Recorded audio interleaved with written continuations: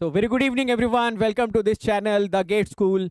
चलो आज का सेशन स्टार्ट करते हैं। Very very important session, question practice करने वाले हैं। बहुत अमेजिंग क्वेश्चंस लगाने वाले हैं, सारे के सारे कंसेप्ट्स का आज उड़ाने वाले हैं गर्दा। ठीक है, तो अगर सबको वॉइस क्लियर है, वीडियो क्लियर है, जल्दी से एक बार कंफर्म करो, फटाफट सभी लोगों को बुला लो। आज का जो सेशन होने वाला है उसमें क्वेश्चन तो लगाना सीखेंगे ही सीखेंगे, साथ के साथ आज कुछ नए कंसेप्ट भी डिस्कस करेंगे। ठीक है, मतलब प्रॉब्लम सॉल्विंग टेक्निक के नए नए मेथड्स आज हम लोग डेवलप करेंगे। ओके, तो आज का सेशन थोड़ा हाफ एन आवर डिले हो गया। जानना चाहते हो आप लोग क्यों डिले हो गया हाफ एन आवर? ठीक है, जल्दी जल्दी आते जाओ यार, सभी लोग अपनी अटेंडेंस दर्ज कराते जाओ। तो तब तक मीनवाइल मैं आपको याद दिला देता हूँ सब्जेक्ट कौन सा है। इंजीनियरिंग मैथमेटिक्स हम लोग पढ़ रहे हैं। ठीक है, चैप्टर कौन सा है? कैलकुलस। एप्लीकेशन ऑफ डेरिवेटिव का लेक्चर यहाँ पर हो चुका है और लेक्चर नंबर 11 हम लोग स्टार्ट करने वाले हैं। ठीक है, इसके बाद मैं एक बार अपने आप को इंट्रोड्यूस कर देता हूँ। My name is Vishal Soni. I have cleared ESC examination 2 times, 98, 25, बहुत सारे पीएसयूज क्लियर किए हैं। 9+ ईयर्स ऑफ टीचिंग एक्सपीरियंस है, बढ़ता ही जाएगा ये। मोर देन 1 लाख स्टूडेंट्स, ये अभी कितना पहुंच चुका है भाई साहब? आप लोगों को मैंने याद दिलाई दिया था, 7.7 CR वॉच मिनट्स हो चुके हैं अकेडमी प्लस पे, और बहुत सारे बच्चे अंडर रैंक ला चुके हैं। आप भी लेके आओगे और उसका सबसे पहला क्रेडिट किसको दोगे? आप मुझे दोगे। ठीक है, तो ये हमारे और आपके बीच में एक एग्रीमेंट साइंड है।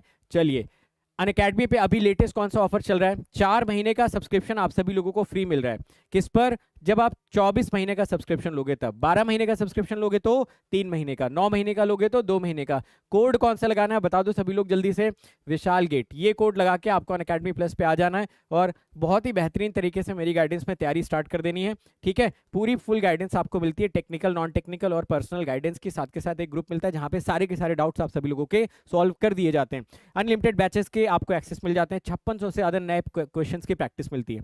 क्लास में हैंड रेज कर सकते हो, हैंड आउट्स दे दिए जाते हैं क्लास में पोल्स होते हैं, daily practice problem, top PYQs, educator की पूरी कम्युनिटी मिलती है। लाइव पढ़ सकते हो, अपने कंफर्ट जोन में स्टडी मटेरियल आपको मिल जाता है, अनलिमिटेड एक्सेस मिलते हैं कोर्सेज को, टॉप एजुकेटर्स एक सिंगल प्लेटफॉर्म पे मिलते हैं। अगले बैच की डेट लिख लो, याद कर लो, नोट कर लो, 26 मई को। आपकी ब्रांच ईसी हो, इलेक्ट्रिकल हो, या फिर आप 24-25 किसी के लिए भी तैयारी कर रहे हो, 26 मई को सुजय सर का डिजिटल स्टार्ट हो रहा है। यहाँ से आपको अपनी जर्नी स्टार्ट कर देनी चाहिए। ठीक है, चलो, तो ये था इंफॉर्मेशन वाला पार्ट जिसमें कि हम सभी लोग कंफर्टेबल हैं। ठीक है, ओके, चलिए।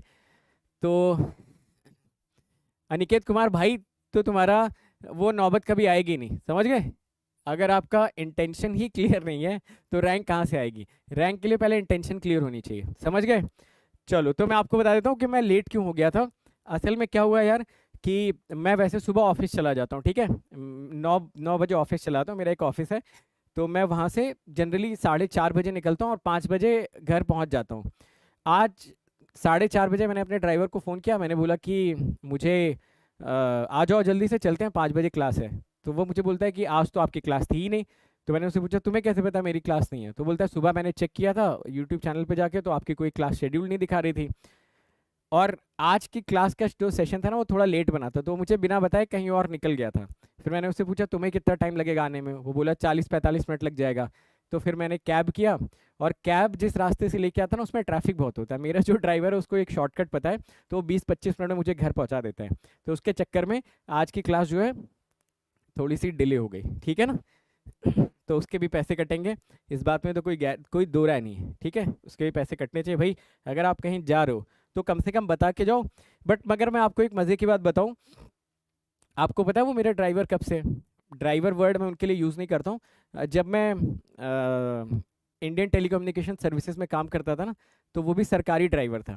ठीक है, तो एक दिन मैंने उससे बोला कि भाई मैं रिज़ाइन करने जा रहा हूँ और मेरा मन नहीं लग रहा यहाँ पे। तो बोलता है कि सर मैं भी रिज़ाइन कर देता हूँ, आपके बिना मैं क्या करूँगा?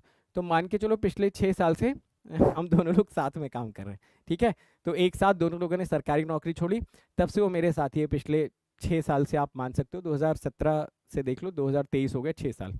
ठीक है, तो अब यार उसको कुछ ज़्यादा बोल भी नहीं सकते, समझे? इमोशनल ब्लैकमेल करता आप लोगों की तरह, तो क्या करूँ। चलो शुरू किया जाए फिर आज का सेशन। आइए आज का सेशन स्टार्ट करते हैं।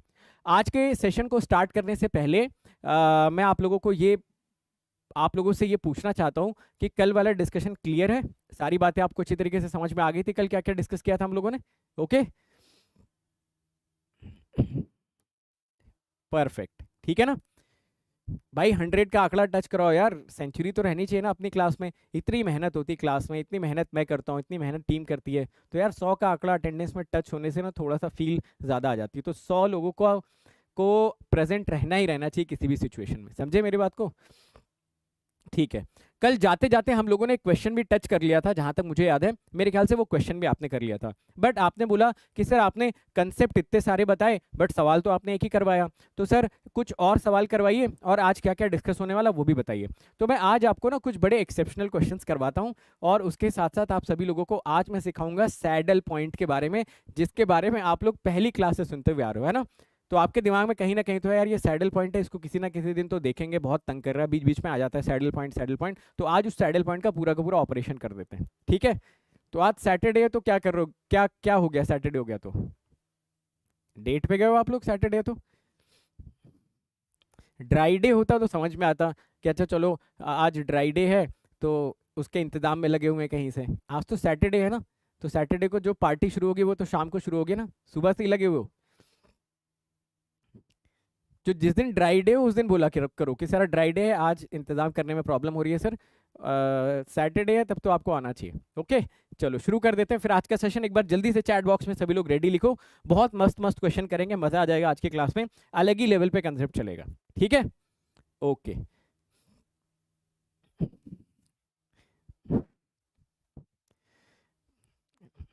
भाई टेस्ला लेने के पैसे नहीं है, ठीक है?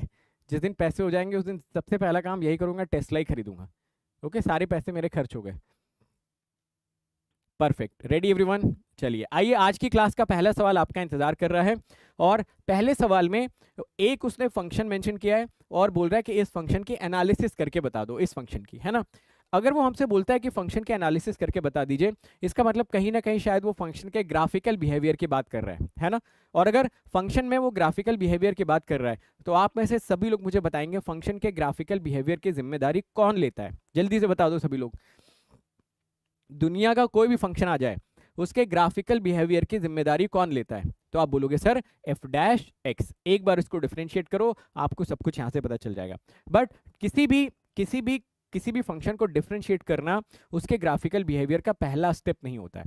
पहला स्टेप हमेशा होता है, सही बात है, वेवी कर्व, बट आपको बताना चाहिए wavy curve of f dash x, समझे ना? ये पूरा आपको आंसर देना चाहिए मेरे ख्याल से। चलिए, तो किसी भी ग्राफिकल बिहेवियर का जो अंदाजा होता है उसका पहला स्टेप कभी भी एफ डैश एक्स नहीं होता। पहला स्टेप क्या होता है? जल्दी से सभी लोग चैट बॉक्स में लिख के बताओ। आप बोलोगे सर पहला स्टेप तो सर डोमेन होता है। तो आइए जरा इसके थोड़े डोमेन की चर्चा करी जाए कि यहाँ पर डोमेन क्या बोलता है। क्योंकि देखिए, हम अपने वेवी कर्व को हमेशा डोमेन में ही रियलाइज कर सकते हैं, समझ गए मेरी बात को? एफ डैश एक्स का जो वेवी कर्व है वो एफ एक्स के डोमेन में ही रियलाइज होना चाहिए, डोमेन के बाहर की कोई भी वैल्यू हम चूज नहीं कर सकते, ठीक है? तो आइए इस क्वेश्चन से थोड़ी और क्लैरिटी आपको मिलेगी।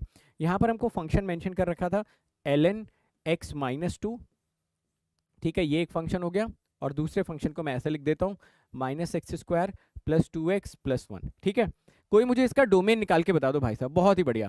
सामंता जी ने और सलमान भाई ने, इन लोगों ने बताया कि सर इसका domain x greater than two आना चाहिए। शैडी ने भी बता दिया एक्स ग्रेटर देन टू आना चाहिए। उमा महेश्वरी जी ने भी बताया, बहुत बढ़िया, शानदार। इसका जो डोमेन आना चाहिए था, देखिए ये तो बोलेगा कि भाई मैं x minus two greater than zero की सारी वैल्यू लेना पसंद करूंगा, मतलब एक्स ग्रेटर देन टू मेरे को चाहिए। ये वाला जो बोलेगा मैं पॉलिनोमियल हूँ तो मैं एक्स की कोई भी रियल वैल्यू अज्यूम कर सकता हूँ, मेरे लिए कोई दिक्कत वाली बात नहीं है। अगर मैं इन दोनों का इंटरसेक्शन लेने की कोशिश करूँ, यानी कि एक्स ग्रेटर देन टू का इंटरसेक्शन अगर हम लोग लें एक्स बिलोंग्स टू आर के साथ, तो आपको क्या लगता है कि क्या डोमेन हमको एक्स ग्रेटर देन टू मिल जाना चाहिए? यानी कि इस सवाल में जब आप एफ डैश एक्स का वेवी कर्व बनाओगे तो हमेशा इस बात को याद रखिएगा कि इस बार आप जो कर्व की एनालिसिस करोगे, उस कर्व के एनालिसिस में wavy curve x greater than two पर ही ऑब्जर्व होना चाहिए। वेवी कर्व बनाएंगे पूरा जैसे प्रोसेस होता है, बट उसको ऑब्जर्व सिर्फ और सिर्फ कौन से एक्स की वैल्यू के लिए करोगे? For x greater than two. ये बात जितने लोगों को समझ में आई, एक बार यस यस यस लिख दीजिए। उसके बाद फिर हम लोग इस क्वेश्चन के प्रॉपर सॉल्यूशन की तरफ बढ़ना चाहते हैं। The wavy curve of f dash x is always realized in the domain of fx। आप चाहें तो ये जो मैं स्टेटमेंट बोल रहा हूँ इसको लिख भी सकते हैं, मैं नोट करके अभी लिखवा भी देता हूँ, बट अगर आप चाहें मीनवाइल आप इसको लिख भी सकते हैं, ठीक है? The wavy curve of f dash x is always realise in the domain of f x. चलो ठीक है, अब इसका एफ डैश एक्स कैलकुलेट करते हैं। सभी लोग इसका एफ डैश एक्स कैलकुलेट करो और बताओ यहाँ से एफ डैश एक्स आप सभी लोगों को क्या मिल जाएगा। एफ डैश एक्स अगर आप यहाँ से कैलकुलेट करोगे तो यहाँ से आप सभी लोगों को मिल जाएगा 1/x-2, ठीक है, माइनस ये वैल्यू आपको मिलेगी 2x+2। सही बात है, ठीक है। चलो, क्या यहां से आपको ये एफ डैश एक्स एक रैशनल फंक्शन दिख रहा है? आप बोलोगे हाँ जी सर, ये तो रैशनल फंक्शन दिख रहा है। तो 1 माइनस, देखिए मैंने इसको कैसे लिखा ना, इस चीज को आप थोड़ा ध्यान देने की कोशिश करिएगा। मैंने -2x+2 लिखा हुआ है, ऐसा मत समझना मैंने माइनस यहाँ पर कॉमन ले रखा हुआ है, ठीक है। तो मैं यहाँ पर पहले तो माइनस कॉमन लेके लिख देता हूँ सो दैट आपको कंफ्यूजन ना हो। तो मैं इसको ऐसा लिख देता हूँ x-2, और यहाँ से -2 को मैं कॉमन ले लेता हूँ, so this will become x-2, ठीक है। ये दोनों x-2 बन रहे हैं, 1/x-2 -2x+2 बन ही रहा होगा, x+1 बनेगा ना, ठीक है, x-1। अब ठीक है, चलो अब इसको सॉल्व कर लेते हैं। 1-2 into x-1 into x-2 divided by x-2। यहाँ तक पहले आप लोग पहुँचो, फिर मैं स्लाइड चेंज करता हूँ, फिर इसको फैक्टराइज करते हैं, देखते हैं यहाँ से क्या क्या मिलता है, ठीक है। चेक करिए सभी लोग जल्दी से। भाई आज की क्लास बहुत इंपॉर्टेंट है, मैंने बताया ना, सैडल पॉइंट बताऊंगा और बहुत सारे एक्सेप्शनल क्वेश्चन कराऊंगा। बेसिक क्वेश्चन तो हर कोई कर लेगा, एक्सेप्शनल क्वेश्चन तभी कर पाओगे जब आज की क्लास आप लोग अटेंड करोगे, ठीक है ना। तो सारे क्वेश्चन एक्सेप्शनल, जैसे ये क्वेश्चन थोड़ा अलग टाइप का क्वेश्चन, इसका नेचर ही अलग है इस क्वेश्चन का, ओके। तो ऐसे क्वेश्चन एग्जाम में पूछे जा रहे हैं। अगर आप जाके देखेंगे 2022 का गेट का पेपर, तो ये क्वेश्चन तो मैं बहुत पहले से करवा रहा हूँ, बट बिल्कुल ऐसा ही क्वेश्चन 2022 में भी पूछा गया था, ठीक है। तो ये 2 हो गया, यहाँ से आप मल्टीप्लाई करिए, आपको मिलेगा x² -3x+2 डिवाइडेड बाई, यहाँ से मिल जाएगा x-2, ठीक है। चलो, आप इसको मल्टीप्लाई वगैरह करना, इसका फैक्टराइजेशन वगैरह करना, मेरे पास ऑलरेडी ये डेटा प्रेजेंट है तो मैं लिख देता हूँ। शायद एक रूट इसका 0.38 आ रहा है और एक 2.61 आ रहा है, ठीक है। तो इस यहाँ से जो एक्सप्रेशंस आएंगे ये कुछ ऐसे आएंगे, x-0.38 और x-2.61, ठीक है। जिन लोगों ने इसको फैक्टराइज कर लिया है वो लोग एक बार जल्दी से कंफर्म करेंगे कि क्या आपको ये बिल्कुल सेम डेटा मिल रहा है जैसा मैंने यहाँ पर लिखा हुआ है एफ डैश एक्स का। एवरीवन प्लीज कंफर्म, उसके बाद इसका फिर वेवी कर्व बनाते हैं, फिर देखते हैं इसके आगे की क्या एनालिसिस हम कर सकते हैं, ठीक है। चेक करो सभी लोग। Very good evening everyone. -2 x-0.38 x-2.61 divided by x-2। आपको बस ये पूरा मल्टीप्लाई करना है, -2 चाहो तो बाहर कॉमन ले लेना और उसके बाद इसको फैक्टराइज कर लेना। चेक करेंगे, अंजलि कुमारी जी का बोलना है कि सर बिल्कुल यही आ रहा, बाकी लोग भी यार कंफर्म करेंगे, ठीक है। कम से कम 40-50 लोग तो कंफर्म करो मल्टीप्लाई वगैरह करने के बाद कि हाँ सर ये सेम एक्सप्रेशन आ रहा है, तब तो इसके आगे का डिस्कशन करा जाएगा, है ना।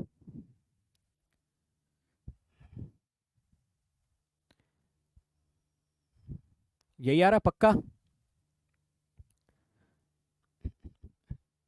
चलो परफेक्ट है यार, है ना। जिनका नहीं आ रहा है वो लोग एक बार नोट कर लो, एक बार आप लोग घर पे जाके इसको ट्राई कर लेना, ठीक है, रफ कॉपी पे ट्राई कर लेना, ठीक है। चलो इसका वेवी कर्व बनाने की कोशिश करते हैं।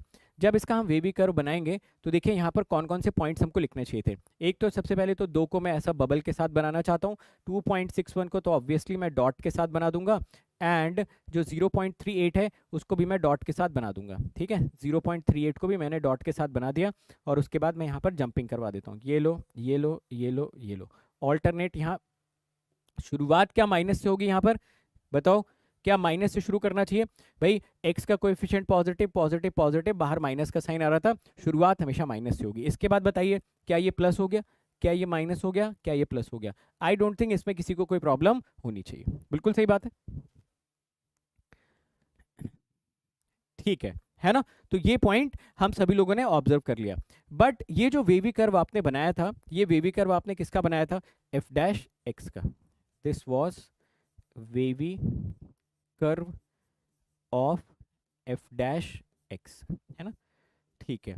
हमेशा याद रखिएगा wavy curve of f dash x is always observed in domain of f x. इस पॉइंट को अच्छे से नोट कर लेना, ठीक है। Wavy curve of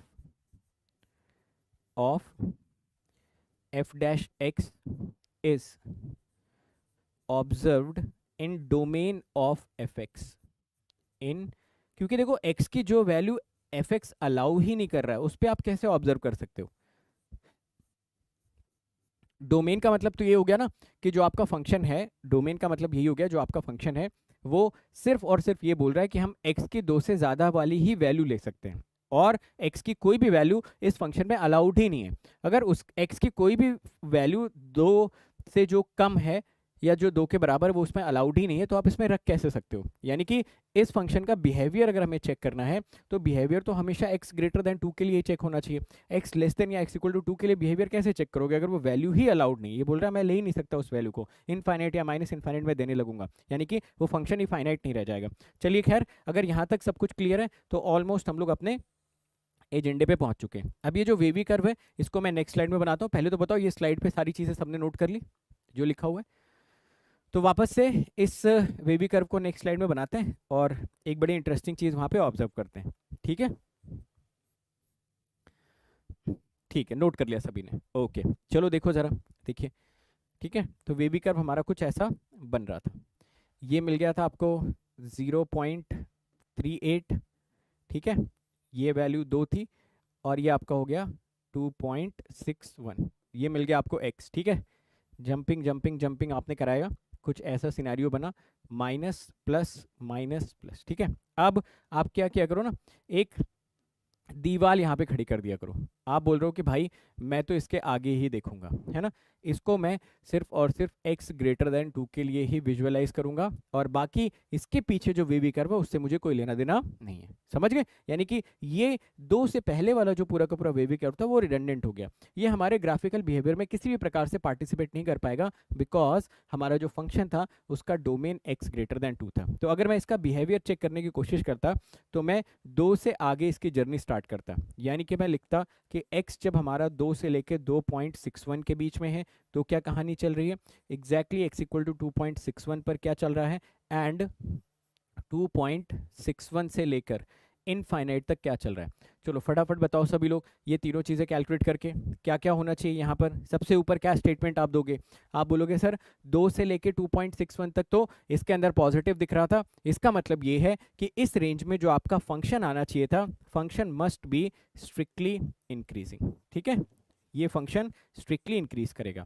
x equal to 2.61 पर आपने देखा कि साइन प्लस से माइनस का चेंज कर रहा था, इसका मतलब यहाँ पर ये आपको मिल जाएगा point of local max. Yes और नो? आप बोलोगे बिल्कुल सर, पक्की बात है। इसके बाद एफ एक्स स्ट्रिक्टली डिक्रीजेस। क्या हम लोगों ने इसका प्रॉपर ग्राफिकल बिहेवियर बना दिया? चेक करके बताएंगे सभी लोग। और अगर आप अग्री करते हैं तो इसके बाद मैंने आपको बताया था जो point of local mean, point of local max होते हैं उसको आप अलग से क्या कर लिया करो, ऑब्जर्व कर लिया करो, है ना? काफी सिंपल। तो देखो क्या यहाँ पर आप डबल डेरिवेटिव तक जा भी रहे हो? मुझे तो नहीं लग रहा डबल डेरिवेटिव तक जाने की नीड भी है। सिंगल डेरिवेटिव से प्रॉपरली सिस्टमैटिकली काम चल रहा है, क्योंकि सारे के सारे मेथड्स बहुत अच्छे से अपने दिमाग में बैठे हुए हैं। चलिए यहाँ पर अगर हम बात कर लेते हैं कि हमारे पास कोई क्रिटिकल पॉइंट था, तो आपने बोला कि हाँ सर यहाँ पर एक पॉइंट ऑफ लोकल मैक्स था x इक्वल टू 2.61 पर। तो अगर मुझसे कोई वैल्यू ऑफ लोकल मैक्स पूछता तो मैं ये वैल्यू उठाकर यहाँ पर पुट कर देता। ये जो वैल्यू ऑफ लोकल मैक्स आ जाएगी, this will become f of 2.61, है ना। अब ये वैल्यूज़ वगैरह डाल के कैलकुलेट कर लेना, मैं आपको आंसर बता देता हूँ, शायद मेरे पास इसका आंसर होना चाहिए, -1.58 ये आंसर आ रहा है। तो ये यहाँ पे आके हमारा पूरा क्वेश्चन क्लोज हो गया, कंप्लीट हो गया। ठीक है, ओके एवरीवन।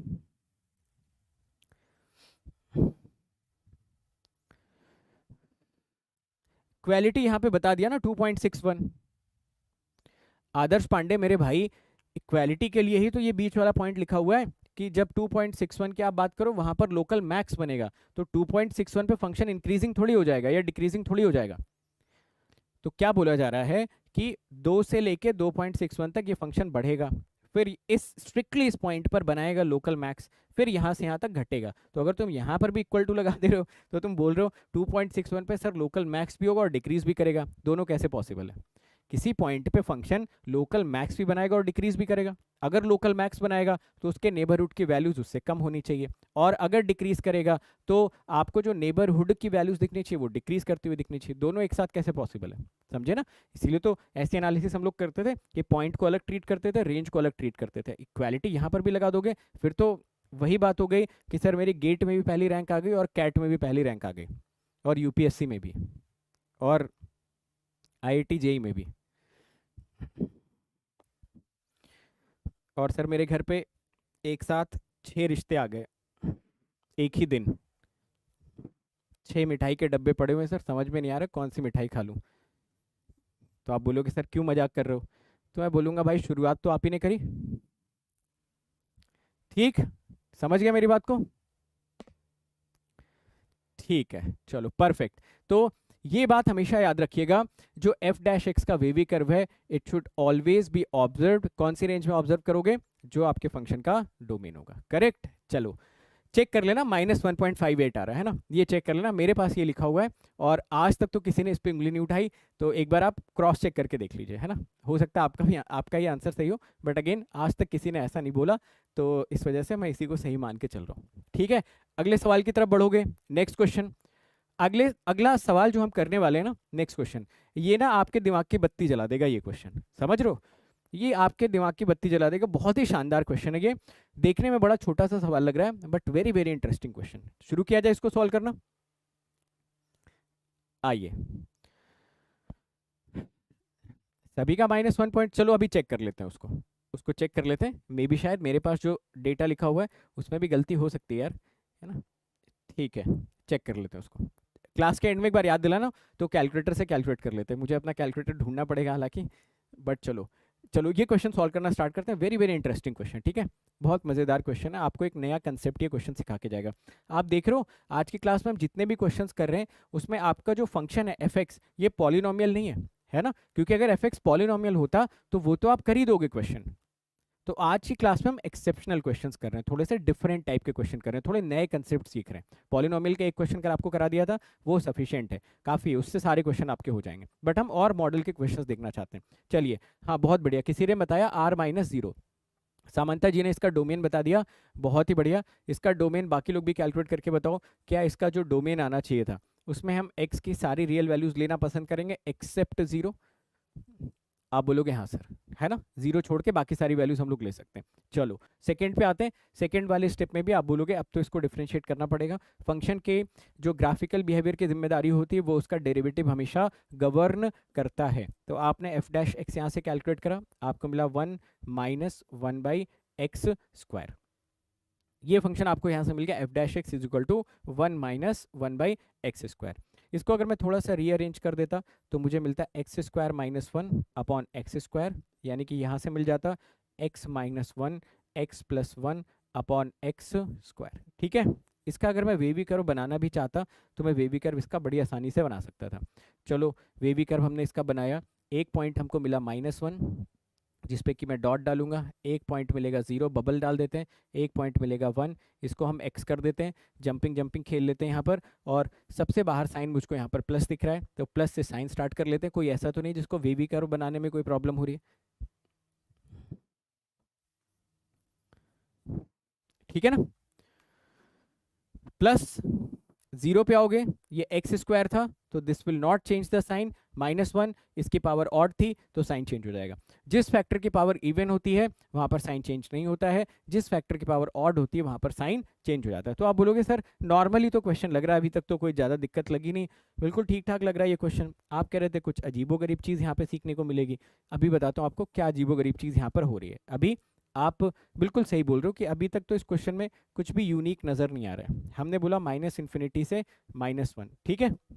यहाँ पर बताइए फंक्शन के बारे में, x इक्वल टू -1 पर कमेंट करिए, -1 से 0 के बीच में कमेंट करिए, क्या हो जाएगा।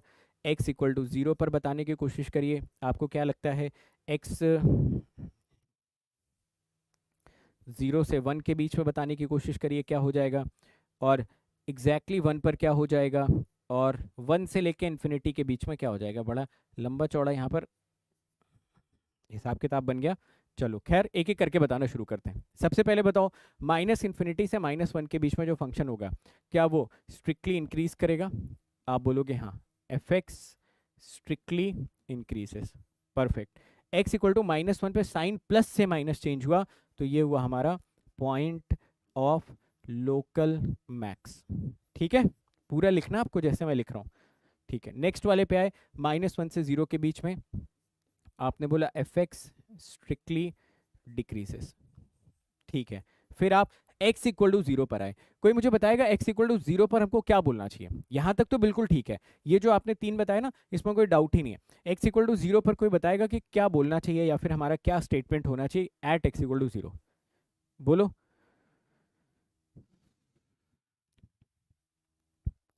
x इक्वल टू जीरो पर पूछ रहा हूँ क्या होना चाहिए x इक्वल टू जीरो पर।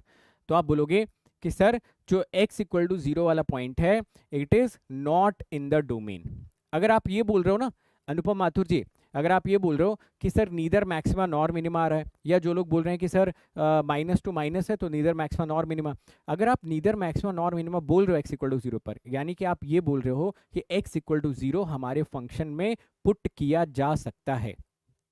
अगर आप बोल रहे हो कि नीदर मैक्सिमा नॉर मिनिमा आएगा, इसका मतलब आप यही तो बोल रहे हो कि हमने x इक्वल टू जीरो इसमें डाल के चेक करा और पाया कि नीदर मैक्सिमा नॉर मिनिमा आ रहा था। No, x equal to zero के सामने आप लिखोगे this is not in the domain. इस पॉइंट को हम फंक्शन में रख ही नहीं सकते।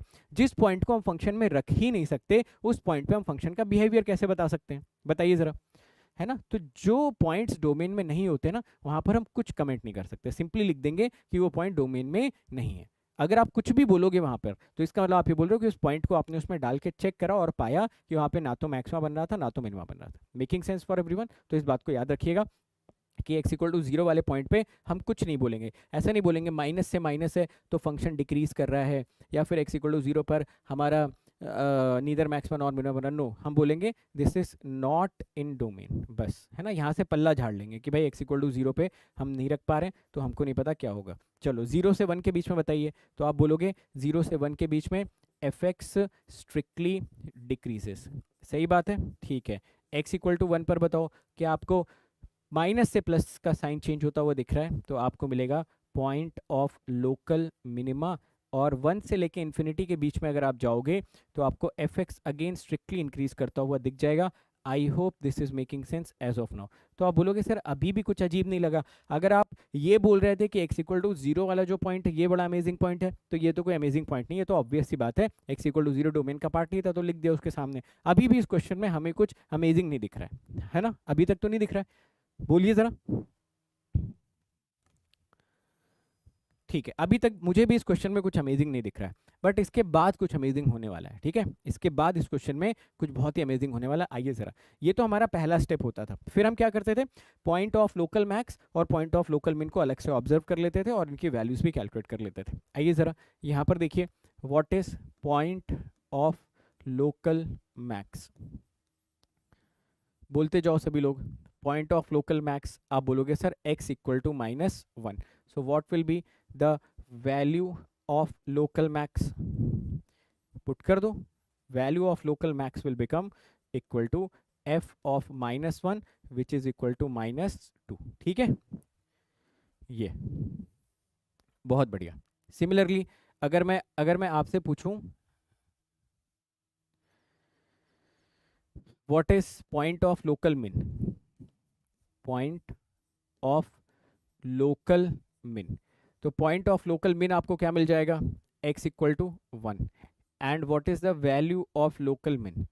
तो वैल्यू ऑफ लोकल मिन आपको मिलेगा f ऑफ वन, यानी कि दो के बराबर। ठीक है, करेक्ट। अब एक मेरे छोटे से सवाल का आप सभी लोग जवाब देने की कोशिश करिए।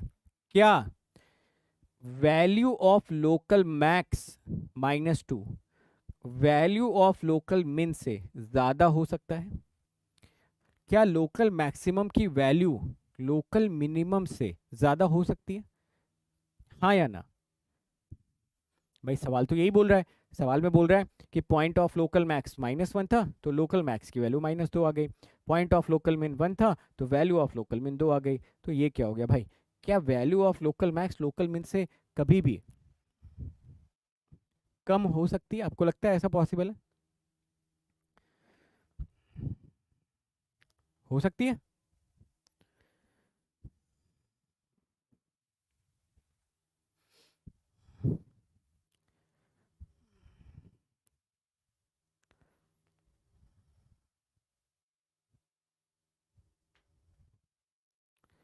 नहीं हो सकती? सोच लो, आराम से सोच लो। रफ कॉपी पे कोई रैंडम सा ग्राफ वगैरह ड्रॉ करना है तो ग्राफ वगैरह भी ड्रॉ करके ऐसे देख लो। ठीक है, एक रैंडम सा ग्राफ वगैरह भी ड्रॉ करके देख लो। सपोज मैं एक रैंडम सा ग्राफ ड्रॉ कर देता हूँ ऐसा टाइप का, ऐसा। ठीक है, तो ये सारे लोकल मैक्स हैं और ये सारे लोकल मिन, ऐसा टाइप का। ये था लोकल मैक्स, ये था लोकल मिन, ये था लोकल मैक्स, ये था लोकल मिन, ये था लोकल मैक्स। तो ये लोकल मैक्स की वैल्यू ये और ये लोकल मिन की वैल्यू।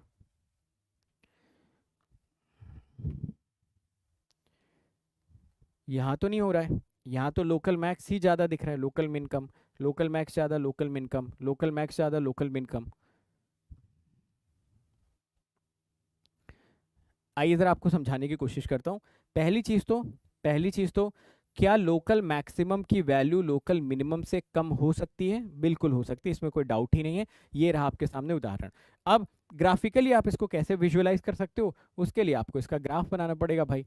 ठीक है, f x is equal to x plus one by x का ग्राफ बनाना पड़ेगा। ठीक है, अब इसका ग्राफ मुझे डायरेक्टली याद है तो मैं डायरेक्ट बना देता हूँ, बट मैं साथ के साथ आपको थोड़ा सा समझाता भी हूँ कि वो ग्राफ असल में बन कैसे रहा है ना। इसका ग्राफ याद रखना, f x is equal to x plus one by x का ग्राफ आप लोग याद रखिएगा। थोड़ा सा मैं इसके ग्राफिकल बिहेवियर की मदद लेता हूँ, बाकी फिर मैं आपको समझा देता हूँ। ठीक है, ज़रा देखो, माइनस इन्फिनिटी से माइनस वन में ये फंक्शन आपका लगातार बढ़ रहा है। ठीक है, इसका ग्राफ मुझे याद है ना, इस वजह से मैं डायरेक्ट बना रहा हूँ। आप ये मत पूछना कि सर ये आपने कैसे बना दिया ग्राफ, मुझे याद है कैसे बनेगा इसका ग्राफ। ठीक है, वन पर इसकी वैल्यू टू आ रही थी, इस वन पर इसकी वैल्यू टू आ रही थी। ठीक है, तो थोड़ा सा बस आपको मैं आइडिया देता हूँ, वैसे हालांकि इससे कोई बहुत आइडिया नहीं मिलेगा, बट फिर भी माइनस इन्फिनिटी से माइनस वन फंक्शन को इंक्रीज कराना है, माइनस वन पर लोकल मैक्स बनाना है, और माइनस वन से जीरो तक इस फंक्शन को डिक्रीज कराना है। ठीक है, तो लेफ्ट साइड में देखो जो ग्राफ का बिहेवियर होगा वो ऐसा कुछ होगा। माइनस इन्फिनिटी से माइनस वन तक आपका जो फंक्शन है ना वो इंक्रीज करेगा यहाँ तक, यहाँ पर एक लोकल मैक्स बनाएगा और फिर डिक्रीज कर जाएगा, ऐसा टाइप का। माइनस इन्फिनिटी से माइनस वन तक फंक्शन इंक्रीज किया, यहाँ पर एक लोकल मैक्स बनाया और फिर डिक्रीज करता हुआ चला गया यहाँ पे।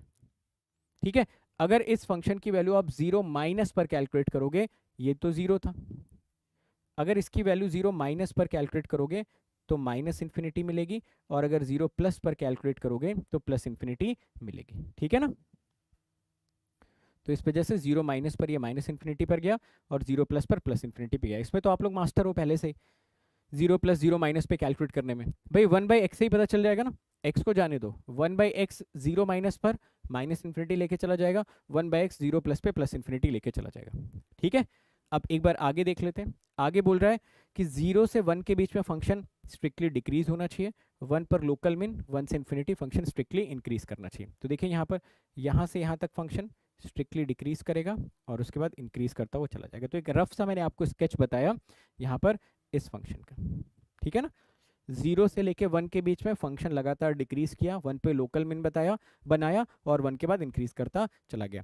अब देखो जो ये फंक्शन का ग्राफ है, ये जो वैल्यू थी इस फंक्शन का, जो ये ग्राफ है, ये जो वैल्यू थी ये थी वैल्यू ऑफ लोकल मैक्स। दिख रहा आपको, this is value of local max. आप बोलोगे जी हाँ सर, और यहाँ पर जो वैल्यू आपको दिख रही थी ये थी वैल्यू ऑफ लोकल मिन। देखो क्या value of local max graphically भी वैल्यू ऑफ लोकल मिन से कम है।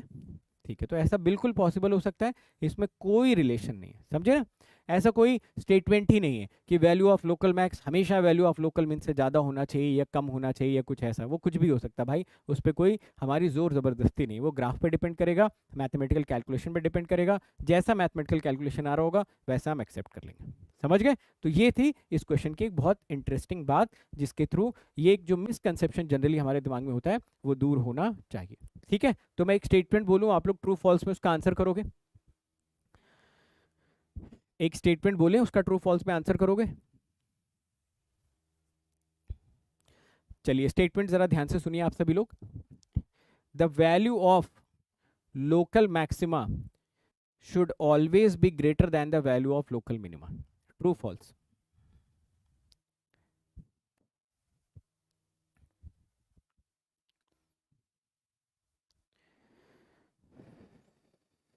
तो आप बोलेंगे सर ये स्टेटमेंट तो फॉल्स है, मतलब ये नॉट नेसेसरली ट्रू है, ऐसा हो नहीं सकता। ऐसा ज़रूरी नहीं हमेशा हो, ये डिपेंड करेगा क्वेश्चन बाय क्वेश्चन के ऊपर। चलो परफेक्ट। अब आते हैं एक अगले सवाल की तरफ। ये भी बहुत पॉपुलर मॉडल है, गेट में भी पूछा जा चुका है, गेट के अलावा भी बहुत सारे एग्जाम्स में ये पूछा गया। F x is equal to x की पावर एक्स, एक्स बोल रहा है पॉजिटिव है, बोल रहा है एफ एक्स के एनालिसिस करके बताइए। अब यहाँ से ना मैं आपके थोड़ा सोचने के नज़रिए में चेंज लाने की कोशिश करता हूँ। इसके बाद वाले जो क्वेश्चंस होंगे वो आपके सोचने के नज़रिए में थोड़ा सा बदलाव लेके आएंगे, ठीक है। तो इस क्वेश्चन को बहुत ध्यान से सुनिएगा। इस क्वेश्चन में मैं आपसे एक भी क्वेश्चन नहीं पूछूंगा, कुछ नहीं पूछूंगा, सब कुछ मैं बताऊंगा, बस आपको सुनते रहना ध्यान से, मैं क्या क्या वर्ड्स कौन कौन से स्टेटमेंट्स यूज कर रहा हूँ, ठीक है ना। तो अगले 10 मिनट बहुत फोकस से आप सुनिए यहाँ पर चल के आ रहा है। सबसे पहले f x equal to x के पावर एक्स, डोमेन कहीं ना कहीं इसने खुद ही बता दिया है कि डोमेन आपको एक्स ग्रेटर देन 0 लेके चलना चाहिए। तो स्टेप 1 में जो हमारा डोमेन वाला पार्ट था वो तो सॉर्टेड है कि यार इसका जो डोमेन आना चाहिए वो x ग्रेटर देन 0, ऐसा उसने क्वेश्चन में खुद दिया है। हमें नहीं पता x की पावर x का डोमेन कैसे निकलेगा, ये नहीं पता, इसने खुद ही बोला x ग्रेटर देन 0 के लिए एनालाइज करिए। स्टेप 2 में हमें इसको डिफरेंशिएट करना है। थोड़ा बहुत बेसिक ऑफ डिफरेंशिएशन सभी को याद होगा कि जब भी x की पावर x टाइप के फंक्शंस होते हैं तो दोनों साइड ln लेके उनको डिफरेंशिएट किया जाता है।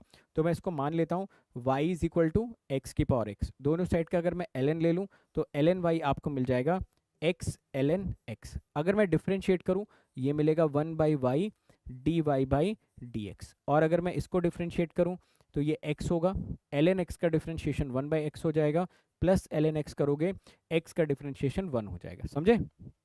तो यहाँ से आपका जो f डैश x आएगा dy बाई डी एक्स जो आएगा, ठीक है, जो dy बाई डी एक्स यहाँ से आपको मिलेगा वो मिल जाएगा इक्वल टू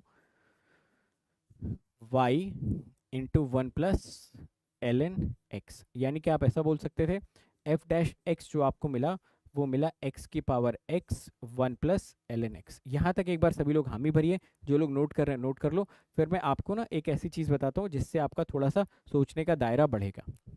ओके ठीक है, तो f डैश x तक तो हम लोग पहुँच गए, इसमें कोई बहुत बड़ा चैलेंज तो था नहीं। यहाँ तक डन करो, फिर एक काफ़ी इंटरेस्टिंग चीज़ आपको समझाता हूँ।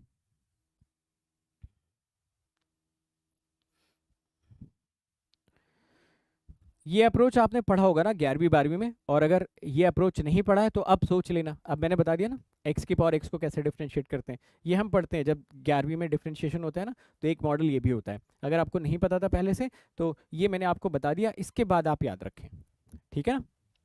ओके, अब ध्यान से सुनिएगा मैं क्या आपको समझाने की कोशिश कर रहा हूँ। जैसे मान लीजिए अगर मैं आपसे बोलता हूँ कि x square plus 3x plus 2 ये दे रखा है और इसका वेवी कर्व बना दो, ठीक है, आपसे बोलता हूँ इसका वेवी कर्व बना दो, तो बेसिकली आप क्या बनाने की कोशिश करते हो, आप यही तो बताने की कोशिश करते हो कि ये ओवरऑल फंक्शन किस रेंज ऑफ एक्स में पॉजिटिव है, ये ओवरऑल फंक्शन किस रेंज ऑफ एक्स में नेगेटिव है ना। तो जो वेवी कर्व होता है it is nothing but the sign representation of a given polynomial, है ना, कि पूरा का पूरा पॉलिनोमियल किन एक्स की वैल्यूज के लिए पॉजिटिव है, वो पूरा का पूरा पॉलिनोमियल किन एक्स की वैल्यूज के लिए नेगेटिव है, ऐसे ही बताने की कोशिश करते हैं। Which means wavy curve is nothing but the sign representation of a given polynomial.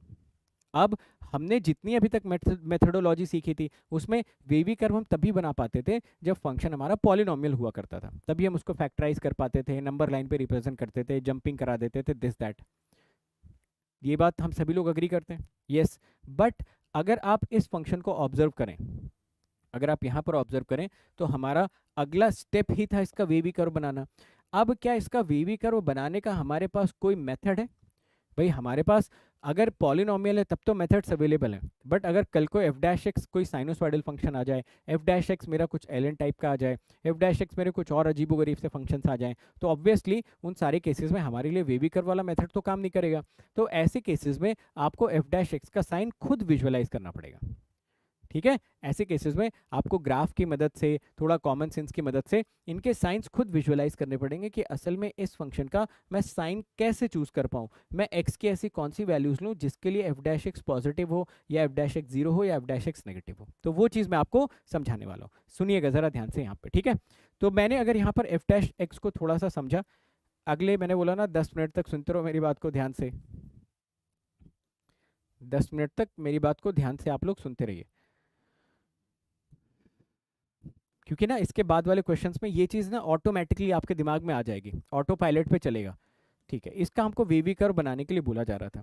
As long as x is positive, question में उसने बोल रखा है एक्स तो पॉजिटिव है, बताओ क्या ये क्वांटिटी हमेशा पॉजिटिव रहेगी?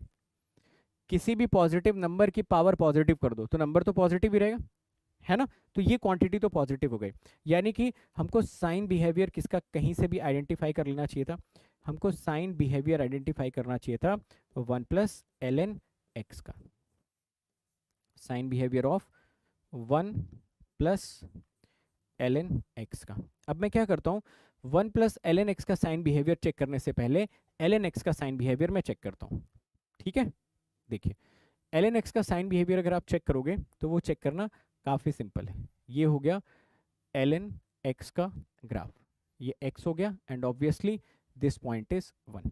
मैं ऐसा बोल सकता था कि x लेस देन 1 के लिए जो आपका एल एन एक्स है this is less than 0, x less then 1 के लिए जो आपका एल एन एक्स है वो देखो नेगेटिव है। एग्जैक्टली x इक्वल टू 1 पर जो आपका एल एन एक्स है क्या वो 0 हो जाएगा? Absolutely. And exactly x greater then 1 के लिए आपका एल एन एक्स पॉजिटिव, समझे? है ना? तो एल एन एक्स का तो साइन बिहेवियर हमने वैसे ही पता कर लिया ग्राफ बना के, यहाँ पर वेवी कर्व तो काम नहीं आया। वेवी कर्व तो आप पॉलिनॉमियल के लिए लगा सकते हो, बट आप किसी भी गिवन फंक्शन जिसका ग्राफ आपको पता है ना उसका साइन बिहेवियर तो आप बता ही सकते हो। जैसे अगर मुझे एल एन एक्स का वेवी कर्व बनाना होता, सिर्फ एल एन एक्स का बनाना होता तो मैं बड़ी आसानी से बना देता। एल एन एक्स का वेवी कर्व कैसा बनेगा, देखो x इक्वल टू 1, 1 के आगे पॉजिटिव इसके पहले नेगेटिव, ये हो गया x, this is called as wavy curve of f l N x, है ना? तो ऐसा नहीं कि वेवी कर्व आप सिर्फ पॉलिनोमियल्स का बना सकते हो, किसी भी फंक्शन का आप बना सकते हो। Wavy curve is nothing but the sign behaviour of the given function, समझे मेरी बात को? बना सकते थे ना, x इक्वल टू 1 पे 0, इससे पहले माइनस और इसके बाद प्लस, ऐसा करके हम बना सकते थे इसका sign behaviour l N x का। बोलो अगर यहां तक आपको मेरी बात समझ में आ रही है तो।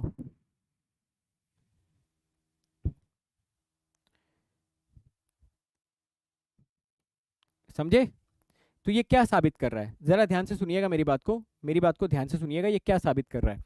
ये साबित कर रहा है कि वो फंक्शन जिसका डिफरेंशिएशन एल एन एक्स होगा, वो फंक्शन जिसका डिफरेंशिएशन एल एन एक्स होगा वो x इक्वल टू 1 पर पॉइंट ऑफ लोकल मिनिमा बनाएगा। वो फंक्शन जिसका डिफरेंशिएशन एल एन एक्स आ रहा होगा, हो सकता है कोई ऐसा फंक्शन होता हो जिसको जो आपने डिफरेंशिएट किया तो एल एन एक्स मिला, इस जी डैश एक्स का आपने यहाँ पर वेवी कर्व बना दिया, तो आप बोल सकते थे वो फंक्शन जी एक्स जिसका डिफरेंशिएशन एल एन एक्स है वो x इक्वल टू 1 पर पॉइंट ऑफ लोकल मिनिमा बना रहा होगा। समझे ना मेरी बात को? आप ये मत बोलना कि सर ये एल एन एक्स तो देखो x इक्वल टू 1 पर इंक्रीज कर रहा है। भाई एल एन एक्स तो x इक्वल टू 1 पर इंक्रीज ही करेगा। अगर हमें एल एन एक्स का बिहेवियर बताना होता तो हम एल एन एक्स के डिफरेंशिएशन से बताते ना, किसी भी फंक्शन के खुद के ग्राफ से उसका बिहेवियर थोड़ी बता सकते हो आप।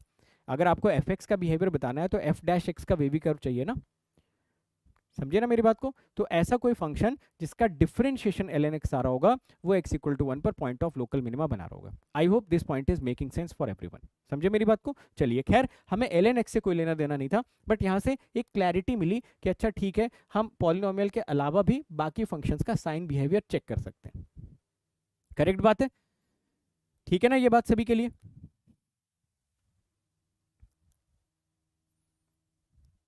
जी हाँ, बट हमारा मेन पर्पस तो क्या था, 1 प्लस एल एन एक्स। चलो अब 1 प्लस एल एन एक्स आपको समझाता हूँ। 1 प्लस एल एन एक्स ये आपको दे रखा है। 1 प्लस एल एन एक्स बताओ जीरो कहाँ पर हो जाएगा, कोई बता सकता है? तो आप बोलोगे ये होगा L N x equal to -1, x equal to e की पावर -1, यानी कि x इक्वल टू 1/e। ठीक है ना? तो आपको पता चल गया कि ये जो 1 प्लस एल एन एक्स है ये कौन से पॉइंट पर जीरो हो रहा है। तो एल एन एक्स और 1 प्लस एल एन एक्स का जो ग्राफ होगा वो तो बिल्कुल सिमिलर होगा, बस आपको एल एन एक्स के ग्राफ को क्या करना है, एल एन एक्स के ग्राफ को एक यूनिट से ऊपर उठा देना है ना? इस एल एन एक्स के ग्राफ में हर एक पॉइंट पे एक एक जोड़ देना है। इस 1 पे एक जोड़ देना है, अगले वाले पॉइंट पे, हर एक पॉइंट पे आपको इसमें 1 1 ऐड करते जाना है। इसमें 1 ऐड कर दो, इसमें 1 ऐड कर दो, यहाँ पर 1 ऐड कर दो, ऐड कर दो, ऐड कर दो, ऐड कर दो, तो शेप तो बिल्कुल ऐसा ही रहेगा, है ना? शेप बिल्कुल ऐसा ही रहेगा, बस जहां पर ये 0 हो रहा था वो वाला पॉइंट चेंज हो जाएगा। मतलब कि ये वाला पॉइंट अभी कैसा हो जाएगा आपका 1/e। आपने खुद बोला 1 plus ln x will be 0 at 1/e। ये पॉइंट सबको समझ में आया? बिल्कुल बेसिक से आपको बता रहा हूँ, है ना? कभी भी अगर आपके पास ln x का ग्राफ दिया है और आपको 1 प्लस ln x का ग्राफ बनाना है, तो शेप तो बिल्कुल सेम रहेगा। भाई आप ln x के ग्राफ में कोई डीसी वैल्यू ही तो ऐड कर रहे हो। साइन एक्स के ग्राफ में अगर आप 1 ऐड कर दोगे तो शेप तो साइन एक्स ही रहेगा ना। भाई कोई भी फंक्शन उठा लो, एक्स स्क्वायर में आप एक ऐड कर दोगे तो वो पैराबोला ही तो रहेगा, बस वो फंक्शन का ग्राफ एक यूनिट से ऊपर शिफ्ट हो जाएगा। तो ln x का ग्राफ भी एक यूनिट से ऊपर शिफ्ट हो गया। अब ऊपर शिफ्ट करने के लिए मेरे पास आसान तरीका ये था कि मैं बस ये देख लेता ये 0 कहाँ पर हो रहा था, क्योंकि शेप तो मुझे पता ही था सेम ही आने वाला है। तो मैंने बस ये देख लिया 1 प्लस एक्स 0 कहाँ पर हो रहा था, 1/e पर, तो मैंने बिल्कुल वही शेप बना दिया और इस पॉइंट को 1/e मैंने यहाँ पर डाल दिया। अब आप मुझे बता सकते थे कि अगर मैं ये जो f डैश एक्स आपको दिख रहा था, ये जो आपको 1 प्लस ln x दिख रहा था, क्या मैं ऐसा लिख सकता था 1 plus ln x is less than 0 for x less than 1/e। 1 plus ln x is equal to 0 for x equal to 1/e। 1 plus ln x is greater than 0 for x greater than 1/e। मतलब कि अगर मुझे wavy curve बनाना होता है f dash x का, तो मुझे wavy curve कैसा मिलता? ज़रा इस चीज़ को इमेजिन करिए, आपको wavy curve of f dash x which is x की power x 1 plus ln x, अगर ऐसा बनाना होता तो क्या आपको x इक्वल टू 1/e के अराउंड ही सारी की सारी सिचुएशन मिलती? इधर प्लस इधर माइनस और ये x। तो कितने लोग ये बोलना चाहते हैं कि सर जो function fx equal to x की पावर x आपको दिया गया था, उसका x equal to 1/e will be a point of local minima. इस चीज को जरा एब्जॉर्ब करिए, फिर इस पूरे प्रोसेस को मैं वापस से रिपीट करता हूं। बोलो।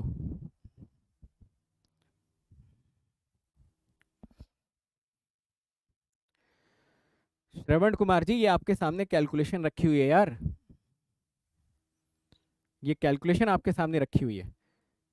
अगर तुम इसमें 1 ऐड करोगे तो ग्राफ एक यूनिट से ऊपर चला जाएगा ना, एक्स एक्सिस पे थोड़े ना वो शिफ्ट हो जाएगा। अरे भाई अगर तुम इसमें 1 जोड़ोगे तो ये इधर भागेगा कि ऊपर भागेगा? अगर इसमें मैं 1 जोड़ दूं तो ये राइट साइड में भागता हुआ चला जाएगा, मतलब कि ऐसा हो जाएगा ये, या ये ग्राफ ऊपर शिफ्ट होगा? तो ये ग्राफ ऊपर शिफ्ट होगा। अगर ये ग्राफ ऊपर शिफ्ट होगा तो इसका मतलब ये वाला जो पॉइंट है, ये वाला पॉइंट है, ये पॉइंट शायद उठ के यहाँ पर आ जाएगा। और ये पॉइंट कौन सा पॉइंट है? 1/e। ये कैसे पता चला? ये तो यहाँ पर साफ साफ लिखा हुआ है ना कि 1 प्लस ln x 0 कहाँ पर होगा, वो तो आपके सामने कैलकुलेशन लिखी हुई है। अब डेटा थोड़ी गलत बोलेगा। 1 प्लस ln x 0 लिखा, ये खुद बोल रहा है कि भाई x इक्वल टू 1/e पे मैं 0 होना चाहता हूँ, तो 1/e पर 0 कर दो, इसको काम खत्म। ठीक है, तो एक बार पूरा का पूरा प्रोसेस रिपीट करें, फिर उसके बाद मैं इससे रिलेटेड कुछ स्टेटमेंट्स लिखूंगा। ठीक है, पूरा प्रोसेस एक बार ध्यान से समझिए। इस क्वेश्चन से क्या आपने सीखा उसका कंक्लूजन भी मैं आपको समझाता हूं। जरा देखिए, ये क्वेश्चन आपको दिया था, एफ एक्स के एनालिसिस करने के लिए बोल रहा था। यहां तक किसी को कोई दिक्कत कि एफ डैश एक्स तक कैसे पहुंचे? जल्दी से यस नो में सभी लोग आंसर करो और बताओ कि सर एफ डैश एक्स तक तो कोई दिक्कत नहीं आई। ठीक है, परफेक्ट। तो एफ डैश एक्स तक तो हमें कोई प्रॉब्लम नहीं आई। इसके बाद हमें प्रॉब्लम ये आ रही थी कि सर आप बोलते थे कि एफ डैश एक्स का वेवी कर्व बना दो, बट ये एफ डैश एक्स पॉलिनोमियल तो नहीं है। अगर ये पॉलिनोमियल नहीं है तो हम इसका वेवी कर्व कैसे बना सकते हैं? तो हमने ये समझा कि वेवी कर्व असल में कुछ और नहीं होता है बल्कि गिवन फंक्शन का साइन बिहेवियर होता है। कोई भी मैं आपको एक फंक्शन दे दूं, आप उसका साइन बिहेवियर पता कर लीजिए। X square plus 3x plus 2 कहाँ पर पॉजिटिव है, कहाँ पर नेगेटिव है, ये वेवी कर्व आपको निकाल के बताता है। यानी उस फंक्शन का साइन बिहेवियर आपको फंक्शन निकाल के बता देता है। सही बात है। तो आप मुझे बताओ, क्या हम इसका साइन बिहेवियर नहीं पता कर सकते क्या, कि कहाँ पर ये एफ डैश एक्स पॉजिटिव है, कहाँ पर नेगेटिव है, कहाँ पर 0 है? बहुत आसान है पता करना। कैसे? आपने बोला कि x ग्रेटर देन 0 के लिए ये चीज़ तो 0 थी, मुझे बस 1 प्लस ln x को ऑब्जर्व करना है। 1 प्लस ln x को ऑब्जर्व करने के लिए मैंने जस्ट आपको एक रेफरेंस दिया ln x के ग्राफ का। ln x के ग्राफ को अगर कोई ऑब्जर्व करता तो साफ साफ दिख रहा था x लेस देन 1 पे ये नेगेटिव था, x इक्वल टू 1 पर ये 0 था, x ग्रेटर देन 1 पे ये ग्रेटर देन 0 था। यानी कि किसी भी ऐसे फंक्शन का जिसका ग्राफ हमको पता है उसका साइन बिहेवियर तो कोई बता सकता है। अगर मैं आपसे पूछूं साइन x का मुझे साइन बिहेवियर बताओ, तो क्या आप उसका वेवी कर्व बनाओगे? नहीं, आप खुद ही बोलोगे सर 0 से पाई के बीच में साइन x पॉजिटिव है, पाई से 2 पाई के बीच में साइन x नेगेटिव है, 2 पाई से 3 पाई के बीच में साइन पॉजिटिव है। ऐसे फंक्शंस जिनका ग्राफ पता है उनका तो साइन बिहेवियर आपको ग्राफ में ही दिख रहा है ना भाई, कि x की कौन सी रेंज के लिए वो पॉजिटिव है, x की कौन सी रेंज के लिए वो नेगेटिव है ना। तो 1 प्लस एल एन एक्स का बस ग्राफ ही तो पता करना था। वो ग्राफ पता करना देखो कितना आसान है। एल एन एक्स का जो शेप होगा वही shape 1 plus l N x का होगा, बस ये पता चल जाए 1 plus l N x zero कहाँ पर है या नहीं। तो हमने बस क्या करा, 1 प्लस एल एन एक्स को जीरो करा, हमें पता चल गया अच्छा x इक्वल टू 1 पर ये जीरो होना चाहिए था, ये आपने शेप बना दिया। 1 प्लस एल एन एक्स का अगर ग्राफ पता है तो यार ये तो वेवी कर्व से भी आसान चीज़ है ना। वेवी कर्व में तो तब भी दुनिया भर की चीज़ें करनी पड़ रही हैं, एक्स का कोएफिशिएंट पॉजिटिव, फैक्टर की पावर इवन ऑड, फलाना ढिमकाना, इसमें तो कुछ भी नहीं है। अगर ग्राफ पता है तो ग्राफ साफ साफ बता रहा है कि भाई लेस देन 1/e पे मैं नेगेटिव हूँ, देखो 1/e पर मैं जीरो हूँ, 1/e के बाद मैं पॉजिटिव हूँ। वही तो मैं भी बोल रहा हूँ कि अगर मैं 1 प्लस ln x का वेवी कर्व बनाऊँ तो 1/e से पहले ये नेगेटिव है, 1/e के बाद ये पॉजिटिव है, काम खत्म। इसका मतलब f x is equal to x की पावर एक्स में x equal to 1/e will be a point of local minima, as simple as that. अब जब दोबारा मैंने बताया होगा तब मेरे ख्याल से आपको लगा होगा सर ये तो बहुत ही आसान था, इसमें तो कुछ भी नहीं था। विच मीन्स आपके पास हमेशा ऐसे एफ डैश एक्स नहीं आएंगे जो पॉलिनोमियल हो, कभी कभार ऐसे एफ डैश एक्स आएंगे जो एल के फॉर्म में होंगे, जो साइन के फॉर्म में होंगे, जो ऐसे फॉर्म्स में होंगे जिनके ग्राफ्स आपको पता है। और यार ग्राफ अगर पता है, ग्राफ अगर पता है तो क्या हम सभी को वेवी कर्व बनाने की नीड है या नहीं है, बताइए ज़रा। आपको क्या लगता है ग्राफ से किसी फंक्शन का साइन बिहेवियर बताना ज़्यादा आसान है या फिर वेवी कर्व से उसका साइन बिहेवियर बताना ज़्यादा आसान है? फटाफट सभी लोग कंफर्म करके बताओ, आपको क्या लगता है?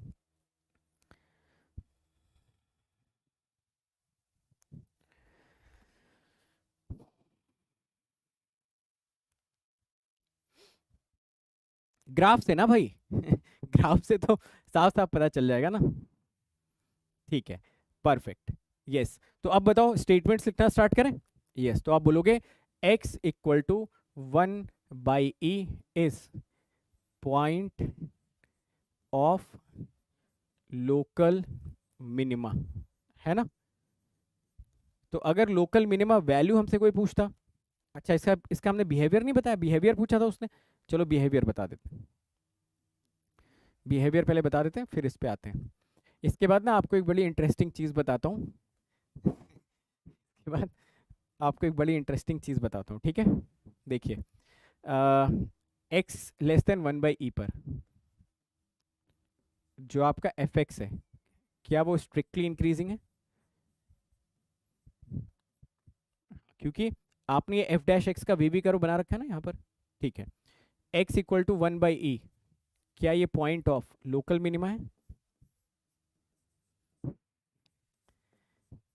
पॉइंट ऑफ लोकल मिनिमा, ठीक है। फिर x ग्रेटर देन 1/e पर क्या आपका एफ एक्स स्ट्रिक्टली इंक्रीजिंग है, सॉरी डिक्रीजिंग है? अरे ये क्या लिख दिया मैंने, डिक्रीजिंग इंक्रीजिंग, ठीक है।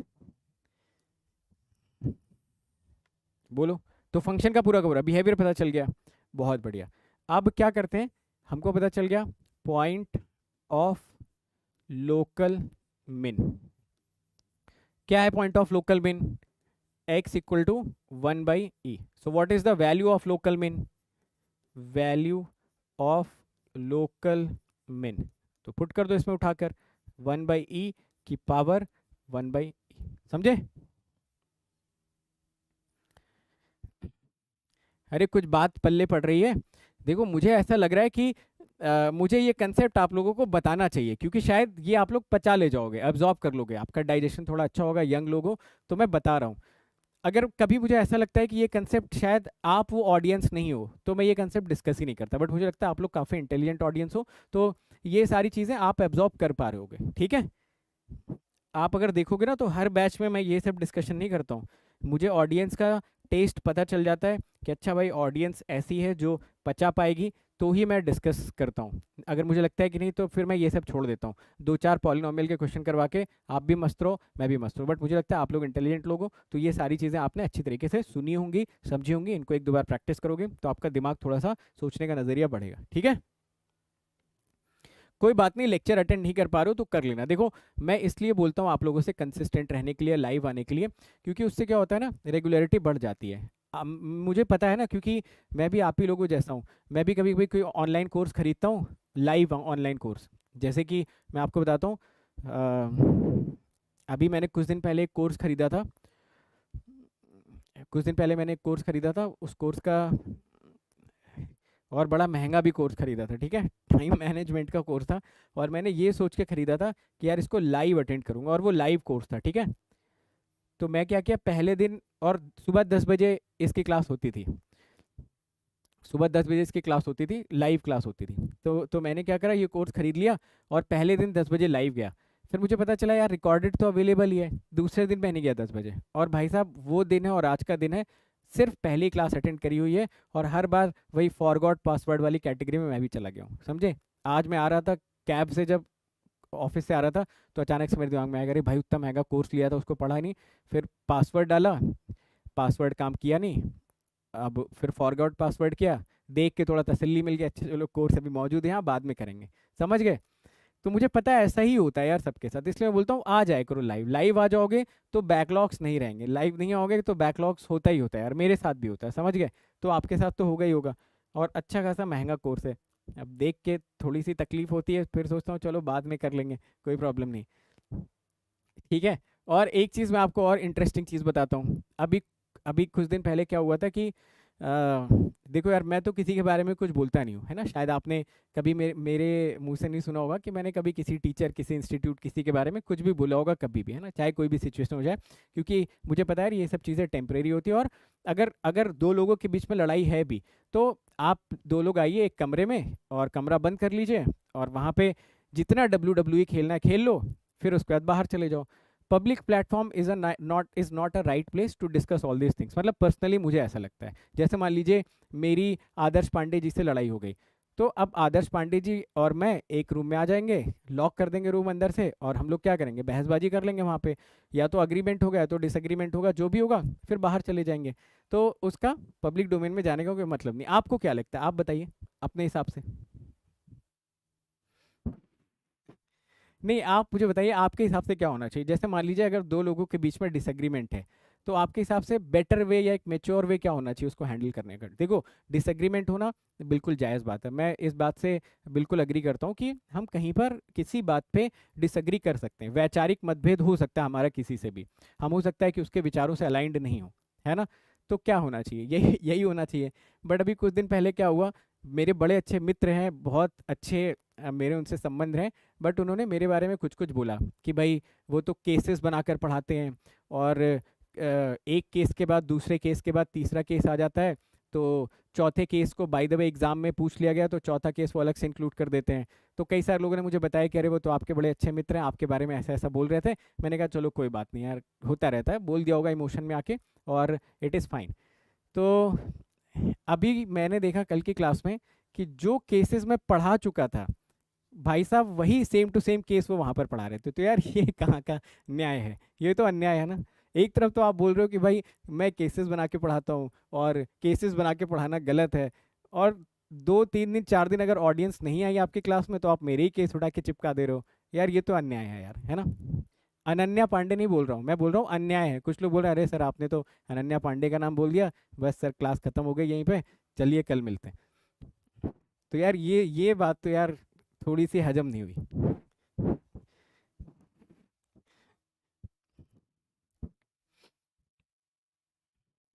ठीक है।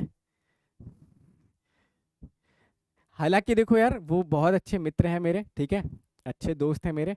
बट मुझे बस यही चीज़ समझ में नहीं आई कि यार केसेस से अगर इतनी प्रॉब्लम है, तो भाई मेरे केस क्यों छाप रहे हो यार, अपने केस बना लो ना। अब देखो अपने केस बनाने में मेहनत लगती है भाई, टाइम लगता है, ये पीपीटी बनती है, डिस्कशन होता है इस पे, और 50 चीज़ें होती है। मैं यही क्वेश्चन हाथ से भी लिख दूँ, करवाता रहूँ, 1.5 घंटे टाइम पास करके चला जाऊँ, बट यार उससे ना मैं सेटिस्फाइड नहीं रहूँगा अंदर से, आप समझ रहे हो। मुझे अंदर से सेटिस्फैक्शन नहीं मिलेगा जब तक मैं बेस्ट नहीं दूंगा। कभी कभी आप यकीन नहीं करोगे, अभी परसों की प्लस वाली क्लास में क्या हुआ था। परसों की प्लस वाली क्लास में मुझे एक कंसेप्ट बताना था पहले, और एक कंसेप्ट बाद में बताना था। तो जब मैंने वो कंसेप्ट बताया, बताने के बाद कुछ बच्चों ने डाउट पूछा। डाउट पूछने के बाद जब मैंने वो डाउट क्लियर किया, तो बाद में जाके मैंने रियलाइज़ किया कि यार ये केसेस में थोड़ा ऊपर नीचे कर सकता था। शायद अगर इस केस को पहले बताता या उसको बाद में बताता तो बच्चे ज़्यादा अच्छे से समझ पाते। हालांकि 99% बच्चे समझ गए थे, एक ही बच्चे को डाउट आ रहा था। तो आप यकीन नहीं करोगे, रात में 2 बजे तक बैठ के मैं उस चीज़ को पूरा रीअरेंज करता रहा कि इसको अगली बार मैं कितना बेस्ट और कितने अच्छे तरीके से दे सकता हूँ। क्योंकि एक बच्चे को डाउट आया ना, इसका मतलब वहाँ पे डाउट का स्कोप था। भले ही उस बच्चे ने डाउट पूछा, तो अब हो सकता है कि अगली बार वैसा अगर कोई बच्चा उस टॉपिक को अटेम्प्ट करे तो उसको वो डाउट ना रह जाए। तो कहने का मतलब होता है कंटेंट पे काम करना पड़ता है यार, कंटेंट पैदा नहीं होता है। ठीक है, ओके। चलो अब शुरू किया जाए, अगला क्वेश्चन किया जाए। ठीक है, रिलैक्स हो गए आप लोग, चलिए।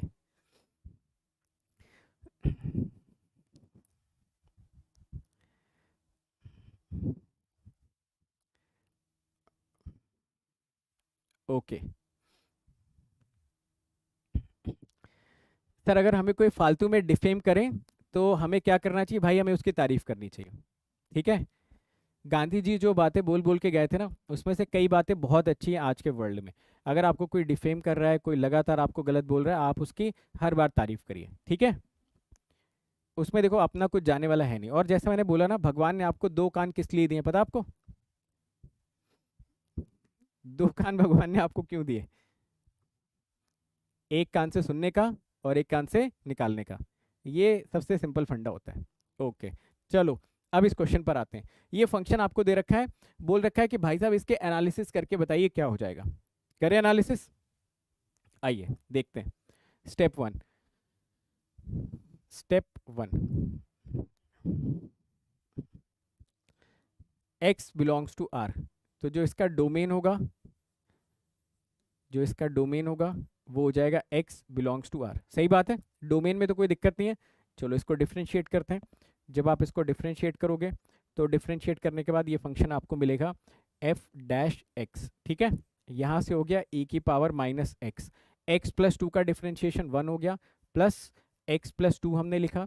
e की पावर माइनस एक्स का डिफ्रेंशिएशन हो गया e की पावर माइनस एक्स, ये हो गया -1। ठीक है ना, तो e की पावर माइनस एक्स को मैंने ऐसा लिख लिया, ये e की पावर माइनस एक्स को मैंने ऐसा लिख लिया। माइनस को अगर मैं अंदर मल्टीप्लाई करूं तो -x -2 हो गया।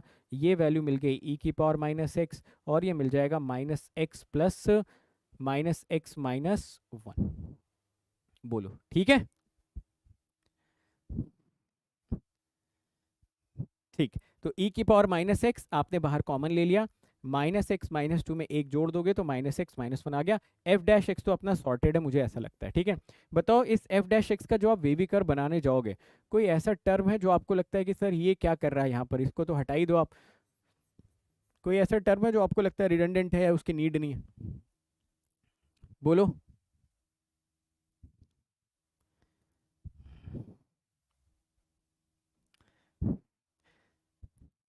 बोलिए। ई की पावर माइनस एक्स, ई की पावर माइनस एक्स तो हमेशा पॉजिटिव होगा ना यार। देखो ई की पावर माइनस एक्स हमेशा पॉजिटिव होगा, तो ये कर ही क्या रहा हमारे वेवी कर्व में? आप बोलोगे सर सीधा ये जो -x-1 दिख रहा है ना, इसी को डील करते हैं। ठीक है, तो मैंने यहाँ पर -1 लिख दिया। आप सभी को पता है इधर माइनस इधर प्लस हो जाएगा। इवेंचुअली अगर आप चाहते तो आप इसको ऐसा भी लिख सकते थे। ठीक है, यहाँ से माइनस ले लो, ये हो जाएगा x+1, ऐसा। करेक्ट। चलो अब ये पूरे के पूरे फंक्शन का बिहेवियर हमको पता चल गया।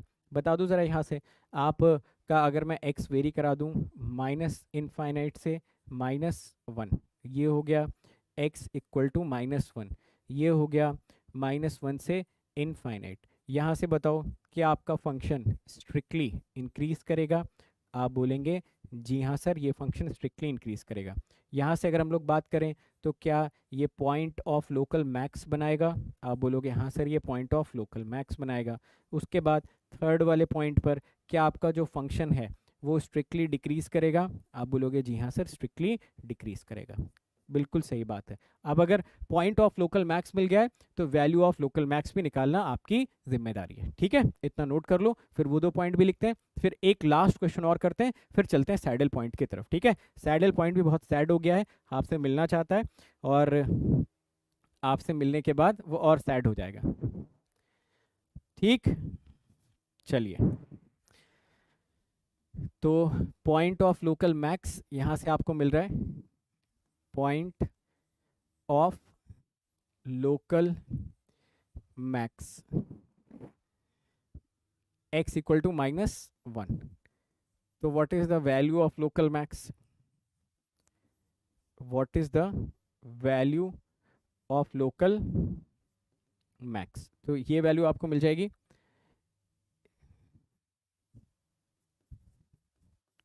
ठीक है। x की जगह पर -1 पुट कर दिया, e जो भी वैल्यू आएगी कैलकुलेट कर लो। किसे निकाला, मुझे ही देखना पड़ेगा।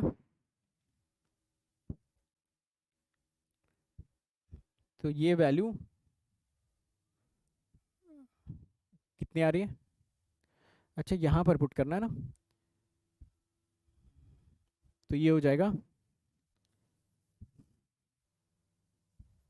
1/, ठीक है। यहाँ पर पुट करना है, मैंने गलती से यहाँ पर पुट कर दिया था। यहाँ पर x की जगह पर -1 पुट कर दो, तो e आ जाएगा, ठीक है। एक आखिरी सवाल किया जाए,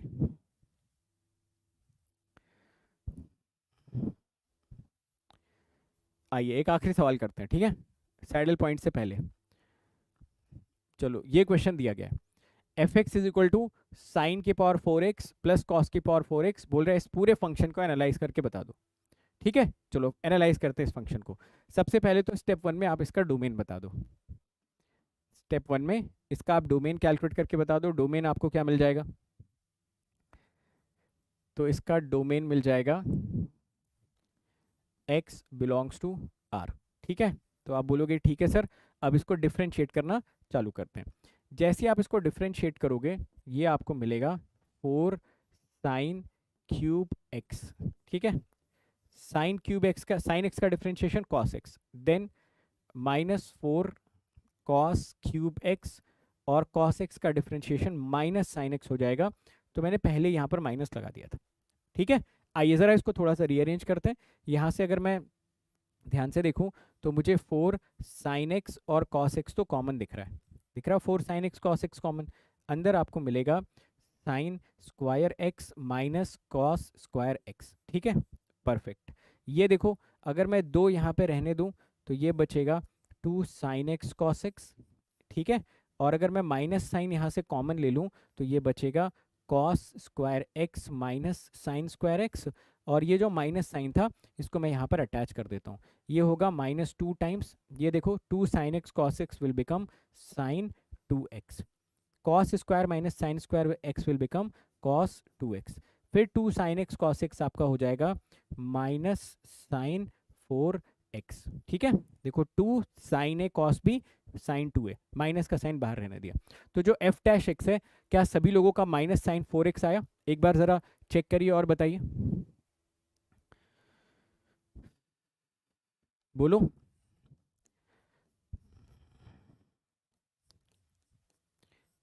चेक कर लो और बताओ, आ रहा है यही?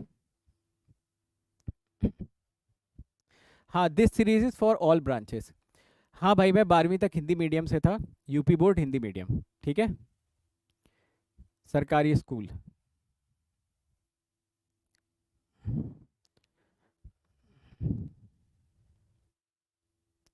परफेक्ट, चलो एफ डैश एक्स पे आते हैं। तो एफ डैश एक्स हम लोगों ने कैलकुलेट कर लिया, माइनस साइन 4x। अब मुझे पता है क्या दिक्कत हो रही है यहाँ पर, मुझे ये नहीं समझ में आ रहा है कि मैं इसका वेवी कर्व कैसे बनाऊं। आपके पास अगर कोई आइडिया हो तो बताओ मुझे, आपके पास अगर कोई आइडिया है तो मुझे बताएं इसमें क्या किया जाए, इस एफ डैश एक्स का वेवी कर्व कैसे बनाया जाए। तो आप बोलोगे सर वेवी कर्व तो आप बड़ी छोटी बात कर रहे हो, आपको बोलना चाहिए था कि इस एफ डैश एक्स का मैं साइन बिहेवियर कैसे बनाऊं। Sign behaviour is a better word now to use, है ना। वेवी कर्व तो ठीक है, वो तो सही बात है पॉलिनोमियल के लिए, बट एक्चुअल में वेवी कर्व साइन बिहेवियर ही तो बताता है। तो आप बोलोगे सर इसमें कौन सी बड़ी बात है, साइन 4x का ग्राफ आपको आता है बनाना तो बना दो इसका डायरेक्टली, ठीक है। तो मैं क्या करता हूँ, पहले मैं साइन एक्स का बना देता हूँ ग्राफ, ठीक है, साइन 4x का ग्राफ बना देता हूँ।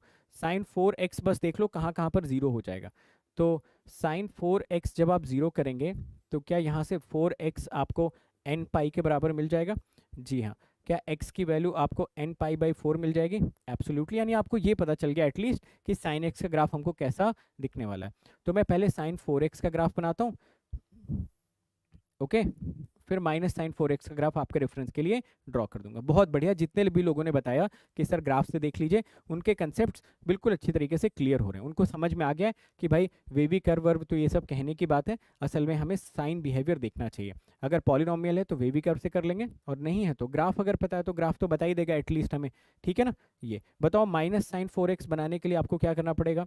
माइनस साइन 4x बनाने के लिए ये जो 1 का एम्पलीट्यूड है ये -1 हो जाएगा, और -1 का एम्पलीट्यूड 1 हो जाएगा। तो ये ग्राफ पूरा का पूरा हॉरिजॉन्टल एक्सिस के अबाउट मिरर इमेज ले लेगा, रिफ्लेक्ट हो जाएगा, ठीक है। तो ये फंक्शन आपको कुछ ऐसा दिखना स्टार्ट हो जाएगा, करेक्ट।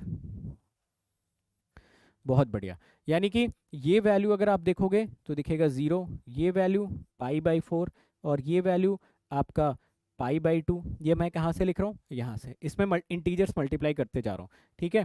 ये वैल्यू 3 पाई बाई 4, ऐसा करके ये एक्सप्रेशन आपको यहाँ पर देखने को मिलेगा, and obviously this is your F dash x, है ना। अब अगर आप देखें तो जो ये एफ डैश एक्स आपको दिख रहा है, क्या ये एफ डैश एक्स अब आप क्लियरली बोल सकते थे कि सर 0 से पाई बाई 4 में तो नेगेटिव है, पाई बाई 4 से पाई में पॉजिटिव है, नेगेटिव एंड सो ऑन, तो बहुत बड़ा वेवी कर्व बन जाएगा अगर बनाने की कोशिश करोगे। सपोज इस ग्राफ को अगर मैं 0 के बाद एनालाइज करना स्टार्ट करता तो मैं बोल सकता था 0 से पाई बाई 4 के बीच में जो आपका साइन की पावर 4x प्लस कॉस की पावर 4x था वो डिक्रीज करता, पाई बाई 4 पर माइनस से प्लस मतलब वो एक पॉइंट ऑफ लोकल मिन बनाता, पाई बाई 4 से पाई बाई 2 के बीच में वो फंक्शन आपका इंक्रीज करता है ना। तो ऐसे एक बहुत बड़ा सा यहाँ पर इंटरवल बना सकते हैं, बट इन केस अगर हम इसको 0 से 3 पाई बाई 4 तक भी विजुअलाइज करना चाहें तो क्या सारे पॉइंट्स हम लोग लिख सकते थे यहाँ पर? बिल्कुल लिख सकते थे, ठीक है। तो विच मीन्स आज के क्लास का जो सेकंड हाफ था उसमें आपने वेवी कर्व को थोड़ा सा जनरलाइज करके बोला कि sir wavy curve is nothing but sign behaviour of a given function. तो बेसिकली आप एफ डैश एक्स का अगर वेवी कर्व बना पा रहे हैं वेल एंड गुड, नहीं बना पा रहे हैं तो एफ डैश एक्स का साइन बिहेवियर आइडेंटिफाई कर लिए just by drawing the graph of certain functions. और जो ग्राफ्स होंगे वो आपको पता ही होंगे, एग्जामिनर ऐसे ग्राफ देगा जो आपको बनाना आता होगा, साइन हो गया, एल हो गया, काइंड ऑफ ऐसे क्वेश्चन, ठीक है। समझे मेरी बात को?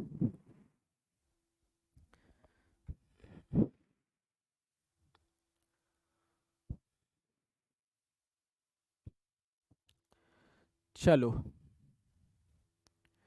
ये कुछ क्वेश्चंस आपके लिए होमवर्क है, ठीक है, इनको ट्राई कर लेना। ये कुछ क्वेश्चंस आपके लिए होमवर्क है, नहीं होगा तो संडे की क्लास में हम लोग डिस्कस करेंगे, ठीक है। HW मैं लिख देता हूँ, और इसका आंसर मुझे कमेंट सेक्शन में चाहिए, ठीक है। इसका आंसर मुझे कमेंट सेक्शन में चाहिए। मैं क्वेश्चन की नंबरिंग कर देता हूँ। क्वेश्चन नंबर 1, इसमें एक क्वेश्चन था जो मुझे डिस्कस करना था, बाकी तो आपको करना है, तो मैं क्वेश्चन की नंबरिंग कर देता हूँ, आप लोग क्वेश्चन नंबर के हिसाब से आंसर देना, ठीक है ना। आज सैटरडे की रात है और आज आप लोग और मन लगा के पढ़ने वाले हो रात में, तो question number 1, question number 2, answer ऐसे लिखना है, क्वेश्चन नंबर 1 उसके आगे आंसर, क्वेश्चन नंबर 2 उसके आगे answer, question number 3, question number 3 is very very interesting, ठीक है। क्वेश्चन नंबर 4, सारे क्वेश्चन आप लोग कर लोगे, एक क्वेश्चन बस मुझे इसमें करवाना है, ये वाला क्वेश्चन, क्वेश्चन नंबर 5, ठीक है, ये मैं करवाता हूँ।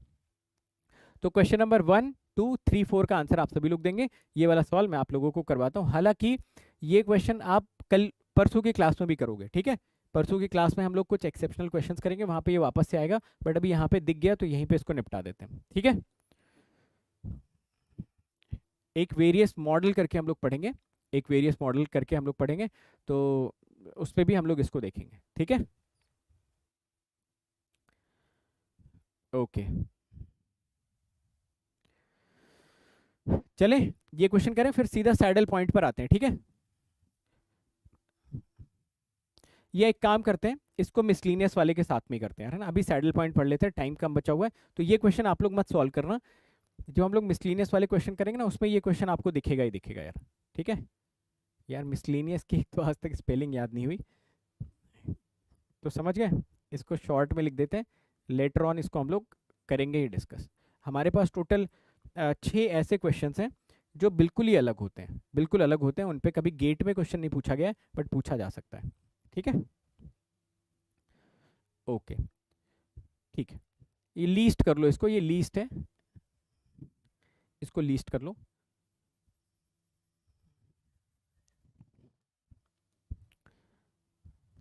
The least value of a for which, ये करवाऊंगा मैं आपको, ठीक है। चलो सैडल पॉइंट डिस्कस कर लेते हैं, ठीक है। सैडल पॉइंट डिस्कस कर लेते हैं। 15 मिनट का टाइम अपने पास अवेलेबल है। 15 मिनट के अंदर अंदर सैडल पॉइंट को चलिए मास्टर कर लेते हैं, ठीक है।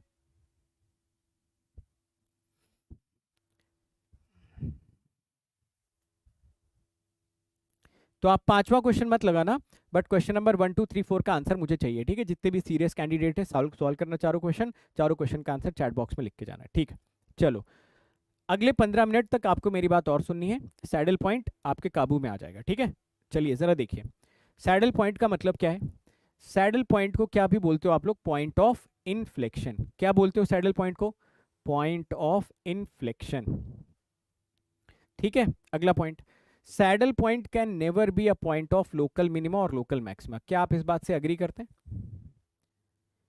है ना। क्योंकि आप बोलोगे कि सर बिल्कुल सही बात है, आपने बोला था कि सैडल पॉइंट पे फंक्शन या तो इंक्रीज करेगा या तो डिक्रीज करेगा। तो अगर सैडल पॉइंट पे फंक्शन इंक्रीज कर रहा है या डिक्रीज कर रहा है, तो फिर वो लोकल मैक्सिमा और लोकल मिनिमा कैसे हो सकता है, नहीं हो सकता कभी भी, है ना। ठीक है, तो ये बात भी सॉर्टेड है। फिर बोल रहा है at saddle point function is either decreasing और इंक्रीजिंग। बिल्कुल सही बात है, इसमें भी कोई दिक्कत वाली बात नहीं है, ये भी पॉइंट बिल्कुल क्लियर है। लास्ट पॉइंट जरा देखिए, बड़ा इंपॉर्टेंट पॉइंट है। ये बोल रहा है कि जो आपका सैडल पॉइंट होता है, दिस मे और may not be critical point. ध्यान से सुनिएगा इस बात को, मैं क्या बताने की कोशिश कर रहा हूं। अगर आपके पास एक फंक्शन एफ एक्स दे रखा है, आपने f dash x equal to 0 निकाला। जब आप f dash x equal to 0 करेंगे तो क्या आपके पास काफी सारे क्रिटिकल पॉइंट्स आ जाएंगे। सपोज आपके पास क्रिटिकल पॉइंट आ गया x equal to C1, x equal to C2, x equal to C3, ये 3 क्रिटिकल पॉइंट्स आ गए, ठीक है ना। आपके पास ये 3 क्रिटिकल पॉइंट्स आ गए।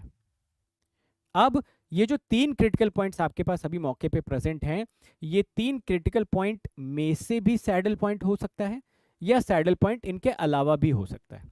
यानी कि सैडल पॉइंट मे और may not be critical point. तो जो आपने C1 C2 C3 निकाला, C1 आपका पॉइंट ऑफ लोकल मिन भी हो सकता था, पॉइंट ऑफ लोकल मैक्स भी हो सकता था, सैडल पॉइंट भी हो सकता था। C2 आपका पॉइंट ऑफ लोकल मिन भी हो सकता था, पॉइंट ऑफ लोकल मैक्स भी हो सकता था, सैडल पॉइंट भी हो सकता था।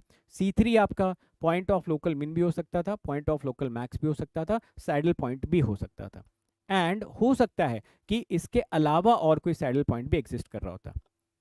उदाहरण के तौर पे मान लीजिए हमने F dash x equal to 0 करा और x equal to C1, x equal to C2, x equal to C3 हमको मिला F dash x equal to 0 करने पर। Suppose C1 point of local max आ गया, C2 हमारा पॉइंट ऑफ लोकल मिन आ गया, C3 हमारा सैडल पॉइंट आ गया।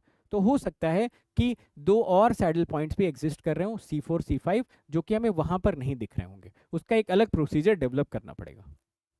तो कुल मिला जुला के ये कहा जा रहा है कि जो सैडल पॉइंट होता है वो क्रिटिकल पॉइंट हो भी सकता है, नहीं भी हो सकता है। जितने क्रिटिकल पॉइंट्स आपके पास आते हैं उनके अलावा भी ऐसे पॉइंट्स हो सकते हैं जो सैडल पॉइंट के तौर पे एग्जिस्ट कर सकते हो।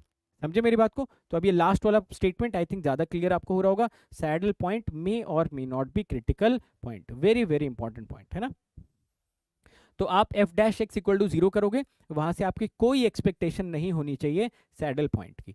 सैडल पॉइंट की एक्सपेक्टेशन कहाँ से होनी चाहिए, हम लोग पहले देख भी चुके हैं कि सैडल पॉइंट असल में वो पॉइंट्स होते हैं जहां पर एफ डबल डैश एक्स अपना साइन चेंज करता है। तो अपने पास एक प्रोसेस तो है, कभी भी कोई पूछेगा सैडल पॉइंट बताओ तो हम क्रिटिकल पॉइंट को देखेंगे ही क्यों, मैं तो ये बोलता हूँ, है ना।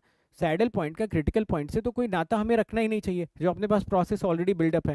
भाई वो बोल रहा है सैडल पॉइंट निकालो, हमसे बोला उसने, तो हम 2 बार डेरिवेटिव लेंगे और वे भी कर बना के चेक कर लेंगे कि कहाँ पे उसका साइन चेंज हो रहा है। जिस पॉइंट पे उसका साइन चेंज हो रहा होगा वही सैडल पॉइंट हो जाएगा। तो क्रिटिकल पॉइंट से रिलेट ही क्यों करना उसको, समझिए आप लोग मेरी बात को, है ना। तो लास्ट वाले स्टेटमेंट में वही चीज आपको बोल रहा है कि ऐसा मत सोचना, आप ऐसा सोचने की नीड ही नहीं है कि सैडल पॉइंट क्रिटिकल पॉइंट में से ही होगा। नो, इट मे और may not be critical point, हमें रिलेट करने की नीड ही नहीं। दोनों अलग अलग, क्रिटिकल पॉइंट निकालना है f dash x equal to 0, saddle point निकालना है एफ डबल डैश एक्स का वी कर्व में जहां पर साइन चेंज हो रहा है, दैट्स इट। ठीक है, तो इतना बताने के बाद अब ये बात आपके दिमाग के किसी ना किसी कोने में रहनी चाहिए। जरा ध्यान से मेरी बात को सुनिएगा, मैं आपको आगे क्या क्या समझा रहा हूँ, गौर से बहुत सुनते जाना, ठीक है।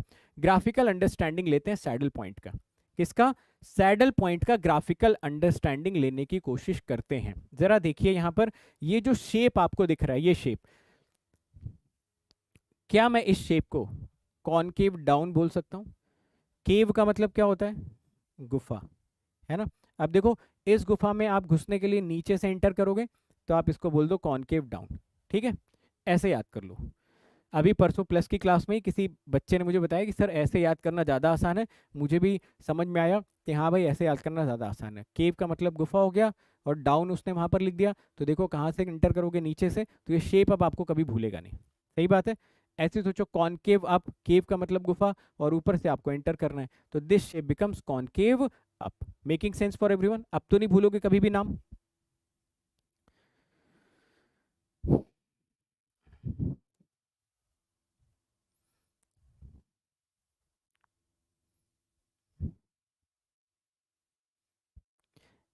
अरे नीतीश मेरे भाई, अगर सैडल पॉइंट तुम्हारा क्रिटिकल पॉइंट हो गया, तो लोकल मैक्स में लोकल मिनिमा कहाँ से हो जाएगा यार? कैसे हो जाएगा लोकल मैक्स में लोकल मिनिमा? सैडल पॉइंट तो वो पॉइंट है ना जहाँ पे फंक्शन या तो इंक्रीज करेगा या तो डिक्रीज करेगा।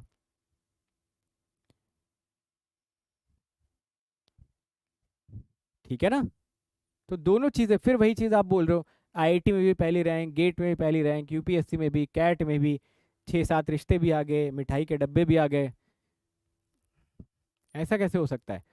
या तो कोई particular point point of local minima होगा, या लोकल मैक्सिमा होगा, या सैडल पॉइंट होगा। ठीक है। ओके।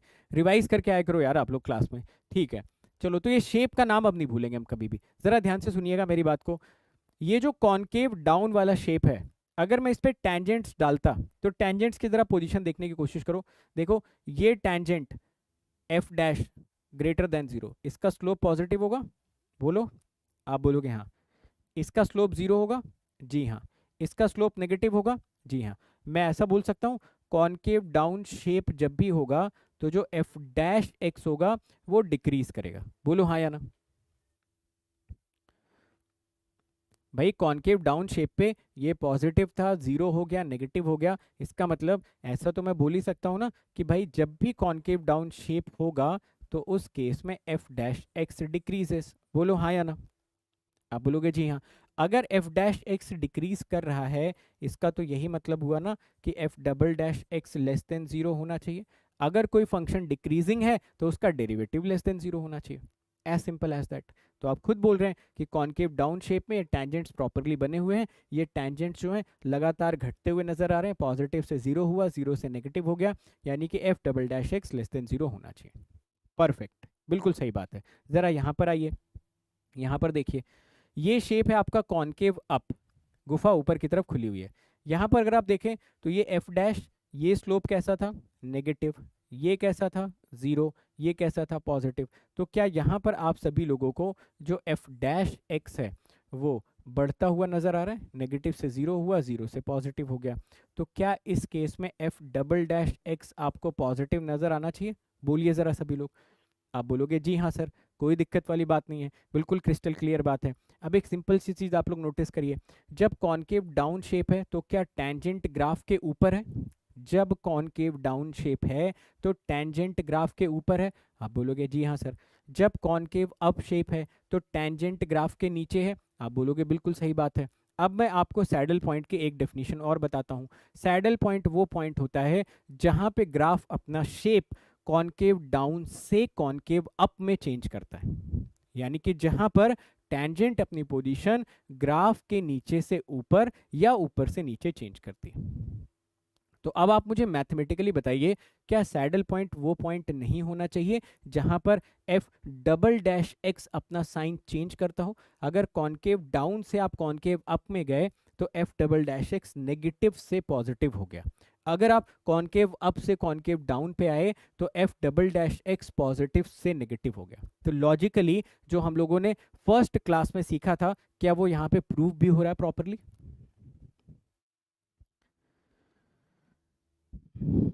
बोलो भाई साहब, जल्दी जल्दी बोलते रहो। एब्सोल्युटली। समरी क्या है, व्हाट इज द समरी? अगर कभी भी शेप कॉन्केव डाउन है, वहां पर आपका जो एफ डैश एक्स होगा वो हमेशा आपको घटता हुआ नजर आएगा, तो F double dash x negative हो जाएगा। कभी भी शेप कॉन्केव अप है, वहां पर एफ डैश एक्स आपको बढ़ता हुआ नजर आएगा, तो F double dash x positive हो जाएगा। सैडल पॉइंट वो पॉइंट होता है जहां पर ग्राफ अपना शेप कॉन्केव अप से कॉन्केव डाउन या कॉन्केव डाउन से कॉन्केव अप चेंज करता है। मैथमेटिकली आप ऐसा बोल सकते हो, saddle point is a point where F double dash x changes its sign. तो ये लास्ट वाली लाइन बस आपको याद होनी चाहिए, बाकी आपको कुछ याद हो या नहीं याद हो। हाँ, एक चीज जरूर आप ऐसा याद रख सकते हो कि अगर F double dash x negative है तो उसको आप कॉन्केव डाउन बोल देना, नेगेटिव डाउन। अगर F double dash x positive है तो आप उसको कॉन्केव अप बोल देना, पॉजिटिव अप। कभी कभार एग्जाम में ऐसा भी ऑप्शन दिया होता है कि ग्राफ अपना शेप कहाँ से कहाँ चेंज कर रहा है। तो तीन बातें बस याद रखनी है। पॉइंट नंबर 1, आपका saddle point is a point where F double dash x changes its sign. Point number 2, अगर F double dash x positive है then it is the shape of concave up, अगर F double dash x negative है then it is the shape of concave down. ठीक है, याद रखेंगे ये तीनों बातें। I hope it is making sense for everyone. जरा देखो क्या एग्जैक्टली यही चीज यहाँ पर लिखी हुई है, फटाफट पढ़ो और इसको रिवाइज करो। कॉन्केव डाउन और कॉन्वेक्स अप, देखो क्या बोल रहा है, बोल रहा है while moving on this graph f dash x decreases, this suggests that f double dash x is negative। फिर क्या बोल रहा है, आगे पढ़िए नेक्स्ट, कॉन्वेक्स डाउन या फिर concave up. while moving on this graph f dash x increases, this suggests that f double dash x is positive। बताओ, यही मैं समझा रहा हूँ इतनी देर से आपको, क्या इतनी देर से यही समझने की कोशिश कर रहे थे हम लोग?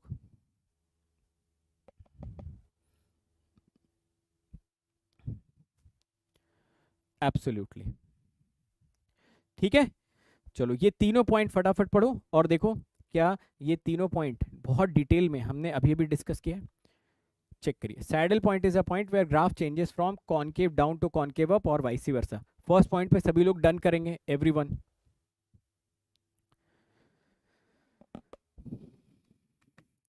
जी हाँ, saddle point is a point where f dash x sorry f double dash x changes its sign. ठीक है, तो सैडल पॉइंट निकालने का अपने पास एक सिस्टमैटिक प्रोसेस भी आ गया।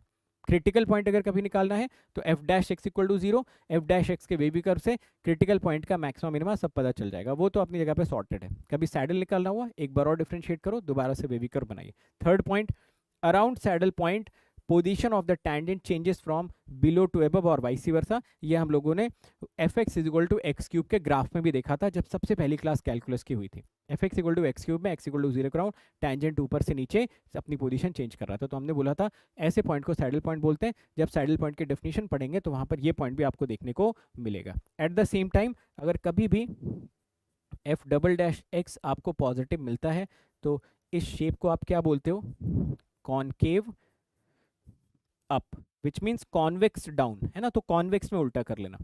और कभी भी अगर F double dash x less than 0 मिलता है तो इसको आप क्या बोल सकते थे, इसको आप बोलते कॉनकेव डाउन। ठीक है, एक क्वेश्चन करें, चलो एक क्वेश्चन करते हैं, उसी के साथ साथ आज की क्लास एंड करते हैं।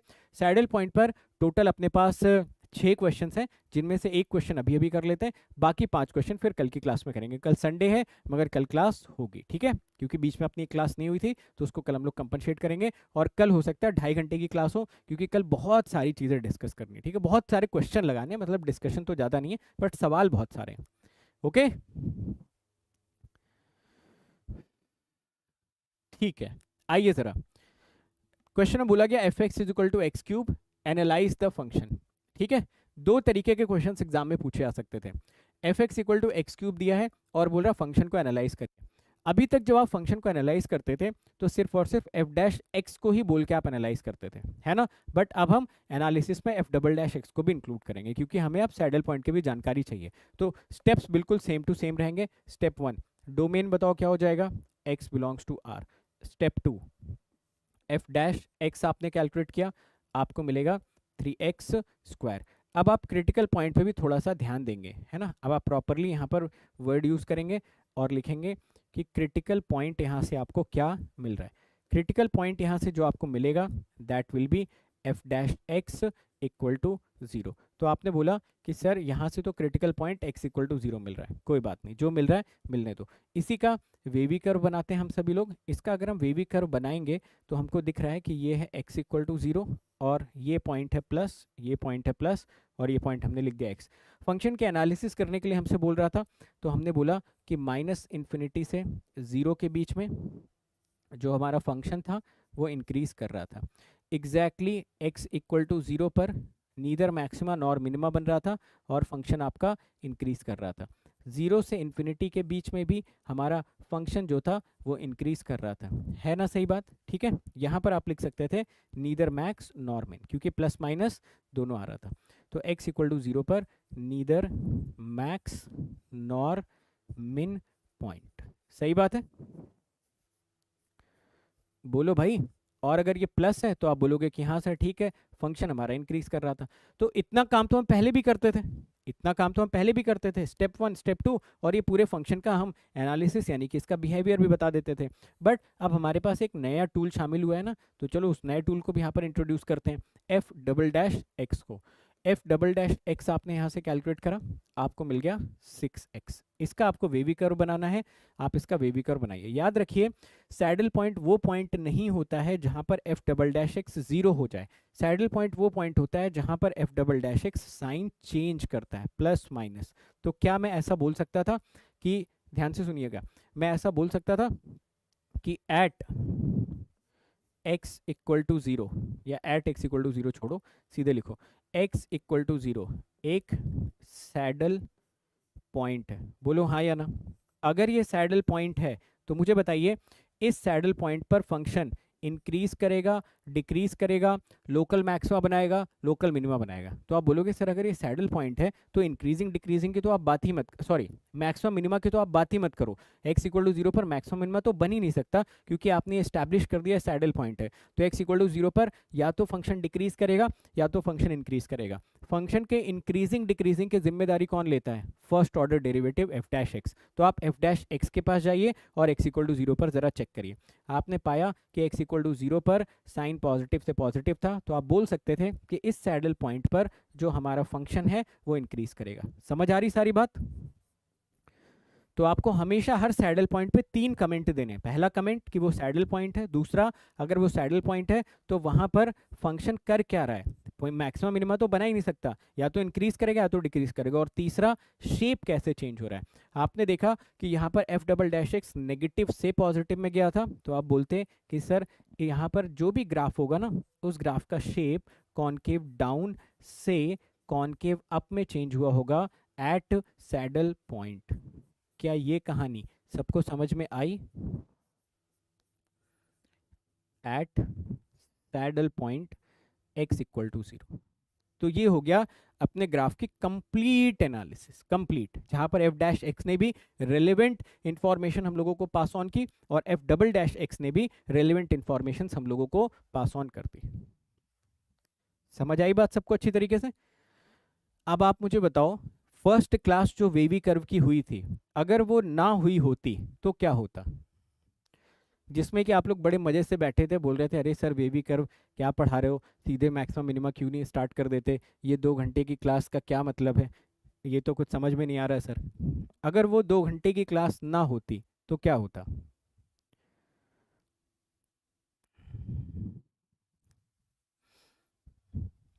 क्या हो जाता?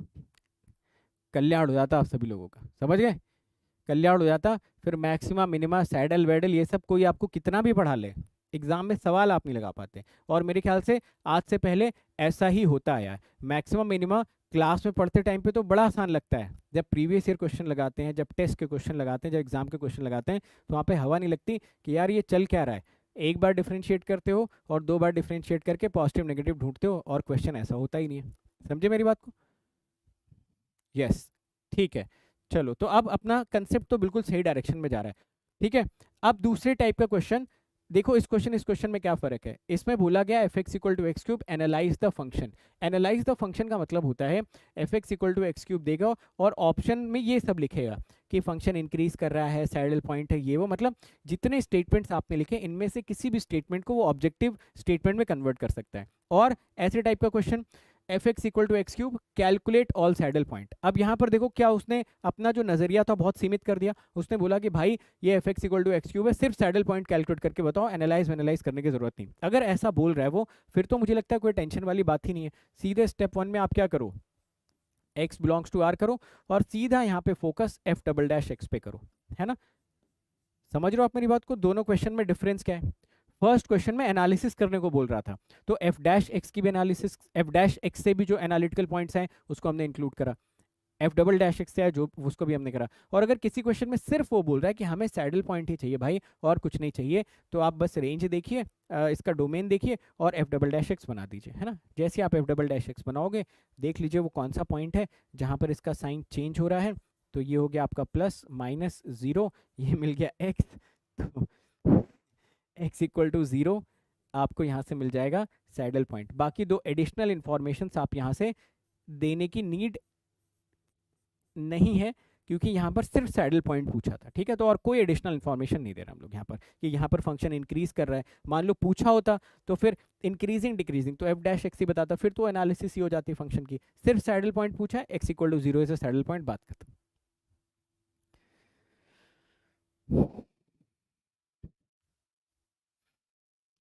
समझे मेरी बात को?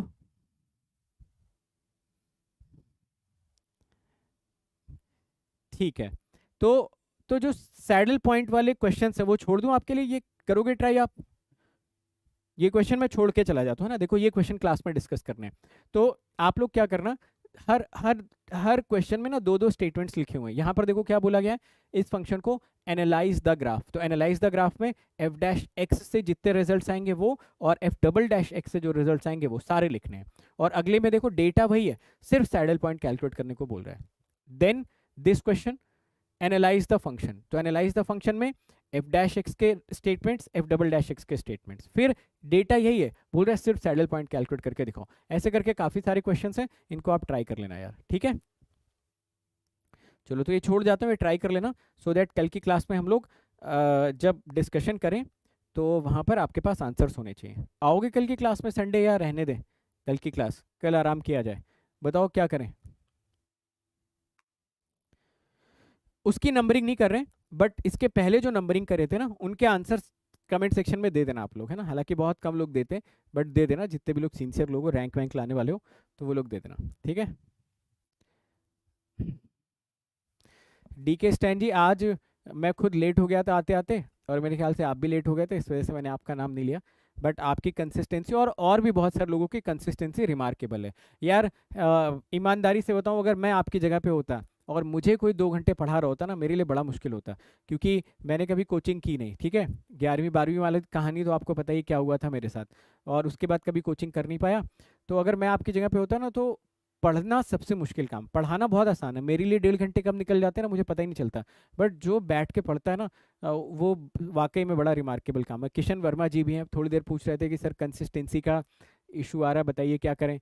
तो कभी बात करेंगे उसके बारे में भी, आज थोड़ा सा लेट हो गया, ठीक है। तो कभी एएमए सेशन में इन सारी चीज़ों की चर्चा की जाएगी, ठीक है। हाँ तो एक बात और, अगला टॉपिक जो स्टार्ट होने वाला वो इंटीग्रेशन स्टार्ट होने वाला है, समझ गए। तब तक भाई जितने बैकलॉग हैं, जितने आपको पुराने पाप अपने सल्टाने हैं सल्टा लो, जितने भी काम करने कर लो, जिसको ब्रेकअप करना ब्रेकअप कर लो, जिसको किसी को प्रपोज करना प्रपोज कर लो। इंटीग्रेशन से पहले पहले ये सारे दुनियादारी के काम खत्म कर लेना, ठीक है ना।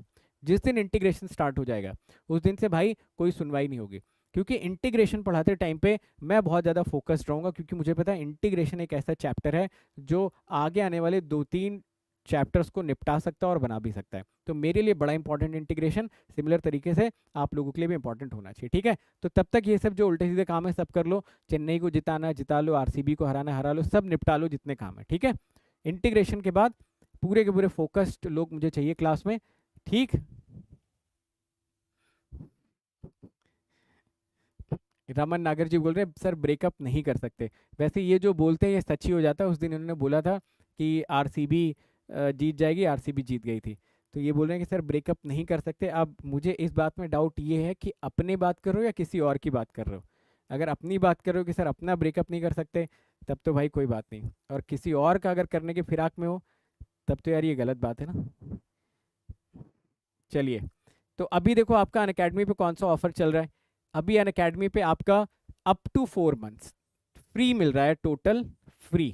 ठीक है, आपके टोटल सब्सक्रिप्शन में 24 में 4, 12 में 3 और 9 पे 2 महीने का आपका फ्री सब्सक्रिप्शन मिल जाएगा। ठीक है, एंड सेम आइकॉनिक में भी 24 पे 4, 12 पे 3, 9 पे 2 आपको मिल जाएगा। कोड यार आप लोगों को पता ही है, ठीक है।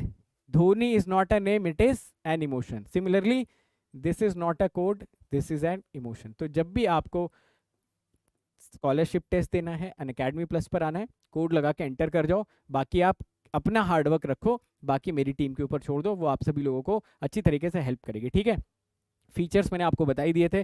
26 मई से नया बैच स्टार्ट हो रहा है भाई साहब। जो लोग भी 2024-2025 की तैयारी कर रहे हैं, ईसी इलेक्ट्रिकल की तैयारी कर रहे हैं, वो लोग आके यहाँ पे अपनी तैयारी स्टार्ट कर सकते हैं। एंड ऑफलाइन बैचेस आपके स्टार्ट हो चुके हैं, नेटवर्क यहाँ पे स्टार्ट हो गया, नेटवर्क आप अटेंड कर सकते हो। फीस मैंने आप लोगों को बताई दी थी, गेट और ईएससी के मिला के आपकी 72,000 की फीस है, जो जिसमें कि पूरा ऑफलाइन आप कर सकते हो, साथ में इसमें प्लस सब्सक्रिप्शन कॉम्प्लीमेंट्री हो जाता है। ठीक है, ये टॉपर्स है भाई साहब, तो इनको देख के घबराना नहीं है, इनके बीच में अपनी जगह बनानी है। ठीक है, मैं आपको एक बहुत इंटरेस्टिंग चीज़ बताता हूँ, एक बहुत इंटरेस्टिंग चीज़ आप लोगों को बताता हूँ। जैसे मैं अगर आपको ईमानदारी से बताऊं ना, मैंने अपने कभी सपने में भी नहीं सोचा था कि मैं कभी इंजीनियरिंग सर्विसेज जैसा एग्ज़ाम क्वालिफाई करूंगा, कभी सपने में भी नहीं सोचा था। ठीक है, मगर होता क्या है कि आप जब ये देखते हो कि यार ये बंदा तो मुझसे ज़्यादा टैलेंटेड है, ये तो यार मुझसे ज़्यादा ब्रिलियंट है, यार ये तो आईआईटी से आया हुआ है, या तो ये तो एनआईटी से आया हुआ है, तो हम जैसे लोगों के बीच में ना एक इन्फीरियोरिटी कॉम्प्लेक्स आना बहुत नॉर्मल सी बात होती है। मेरे अंदर भी ऐसा रहता था कि यार नहीं हो पाएगा, कैसे बीट कर पाएंगे, उतना दिमाग ही नहीं है। बट मैं आपको एक बार बार एक एक मूल मंत्र बताता हूँ हर एक चीज़ का, किसी भी चीज़ का, लंबा टाइम फ्रेम और कंसिस्टेंसी। जिस इंसान के पास ये दो चीज़ें हैं ना, वो कितने भी टैलेंटेड लोगों को बीट कर सकते हैं, कितना भी टैलेंटेड हो भाई, वो ऑल इंडिया रैंक 1 हो, वो कितना भी बड़ा टैलेंटेड इंसान हो, कितनी भी उसकी अचीवमेंट हो, उसको बीट किया जा सकता है, उस तक पहुंचा जा सकता है। बस ये दो चीज़ें आपको करनी पड़ेंगी। आप अगर ये चीज़ एक्सेप्ट कर लेते हो कि ठीक है सर हम एवरेज हैं, तो हम एबव एवरेज कैसे बन सकते हैं, थोड़ा सा एक्स्ट्रा एफर्ट डाल के। जो आईआईटी वाला होगा वो शायद 4 घंटे में वो सारी चीज़ें कवर कर लेगा, आपको शायद 6 घंटे का टाइम लगेगा, बट 6 घंटे का टाइम आप कंसिस्टेंटली दीजिए, देर सबेर मैं आपको गारंटी देता हूँ कि रिजल्ट्स आपके फेवर में होंगे। ये सिर्फ मेरी स्टोरी नहीं है, हर बार आप ऐसे टॉपर से मिलते होगे जो आप ही जैसे लोगों के कॉलेजेस से होते हैं, आप ही लोगों जैसे बैकग्राउंड से होते हैं, वो लोग होते हैं सक्सेसफुल, मतलब सक्सेस स्टोरीज बनती हैं।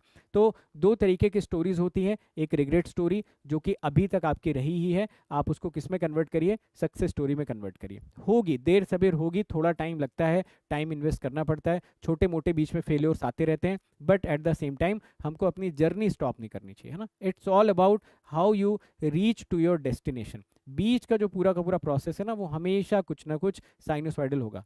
दाई बरदार में आपको लाइफ डीसी सिग्नल नहीं है, एसी है, समझ रहे हो, ऊपर नीचे होता रहेगा, बट ये बात पक्की है कि आप ऊपर जरूर कभी ना कभी पहुंचोगे। और एक मैं आपको बड़ा इंटरेस्टिंग कर्व बताता हूँ, बहुत इंटरेस्टिंग कर्व आप लोगों को बताता हूँ। ठीक है, ये ना फाइनेंस में ये वाला कर्व बहुत यूज होता है, ये वाला कर्व फाइनेंस में बहुत यूज होता है।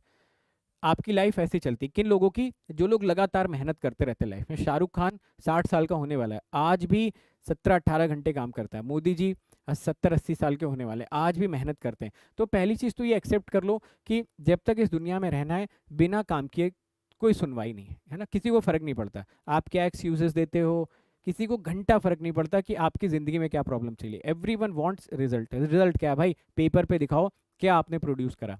तो देखो फाइनेंस में एक कर्व चलता है, मैं आपको बताता हूँ। ये देखिए, ये टॉप, ये बॉटम, ये टॉप, ये बॉटम, ये टॉप, ये बॉटम, है ना।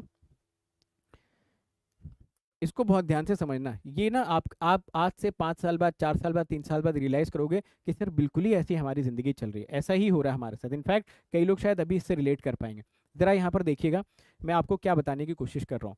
देखिए, मान लेते हैं कि जो सारे के सारे टॉप्स हैं ना, ये आपके सक्सेस हैं, और जो बॉटम वाले हैं ये आपके फेल्योर्स हैं।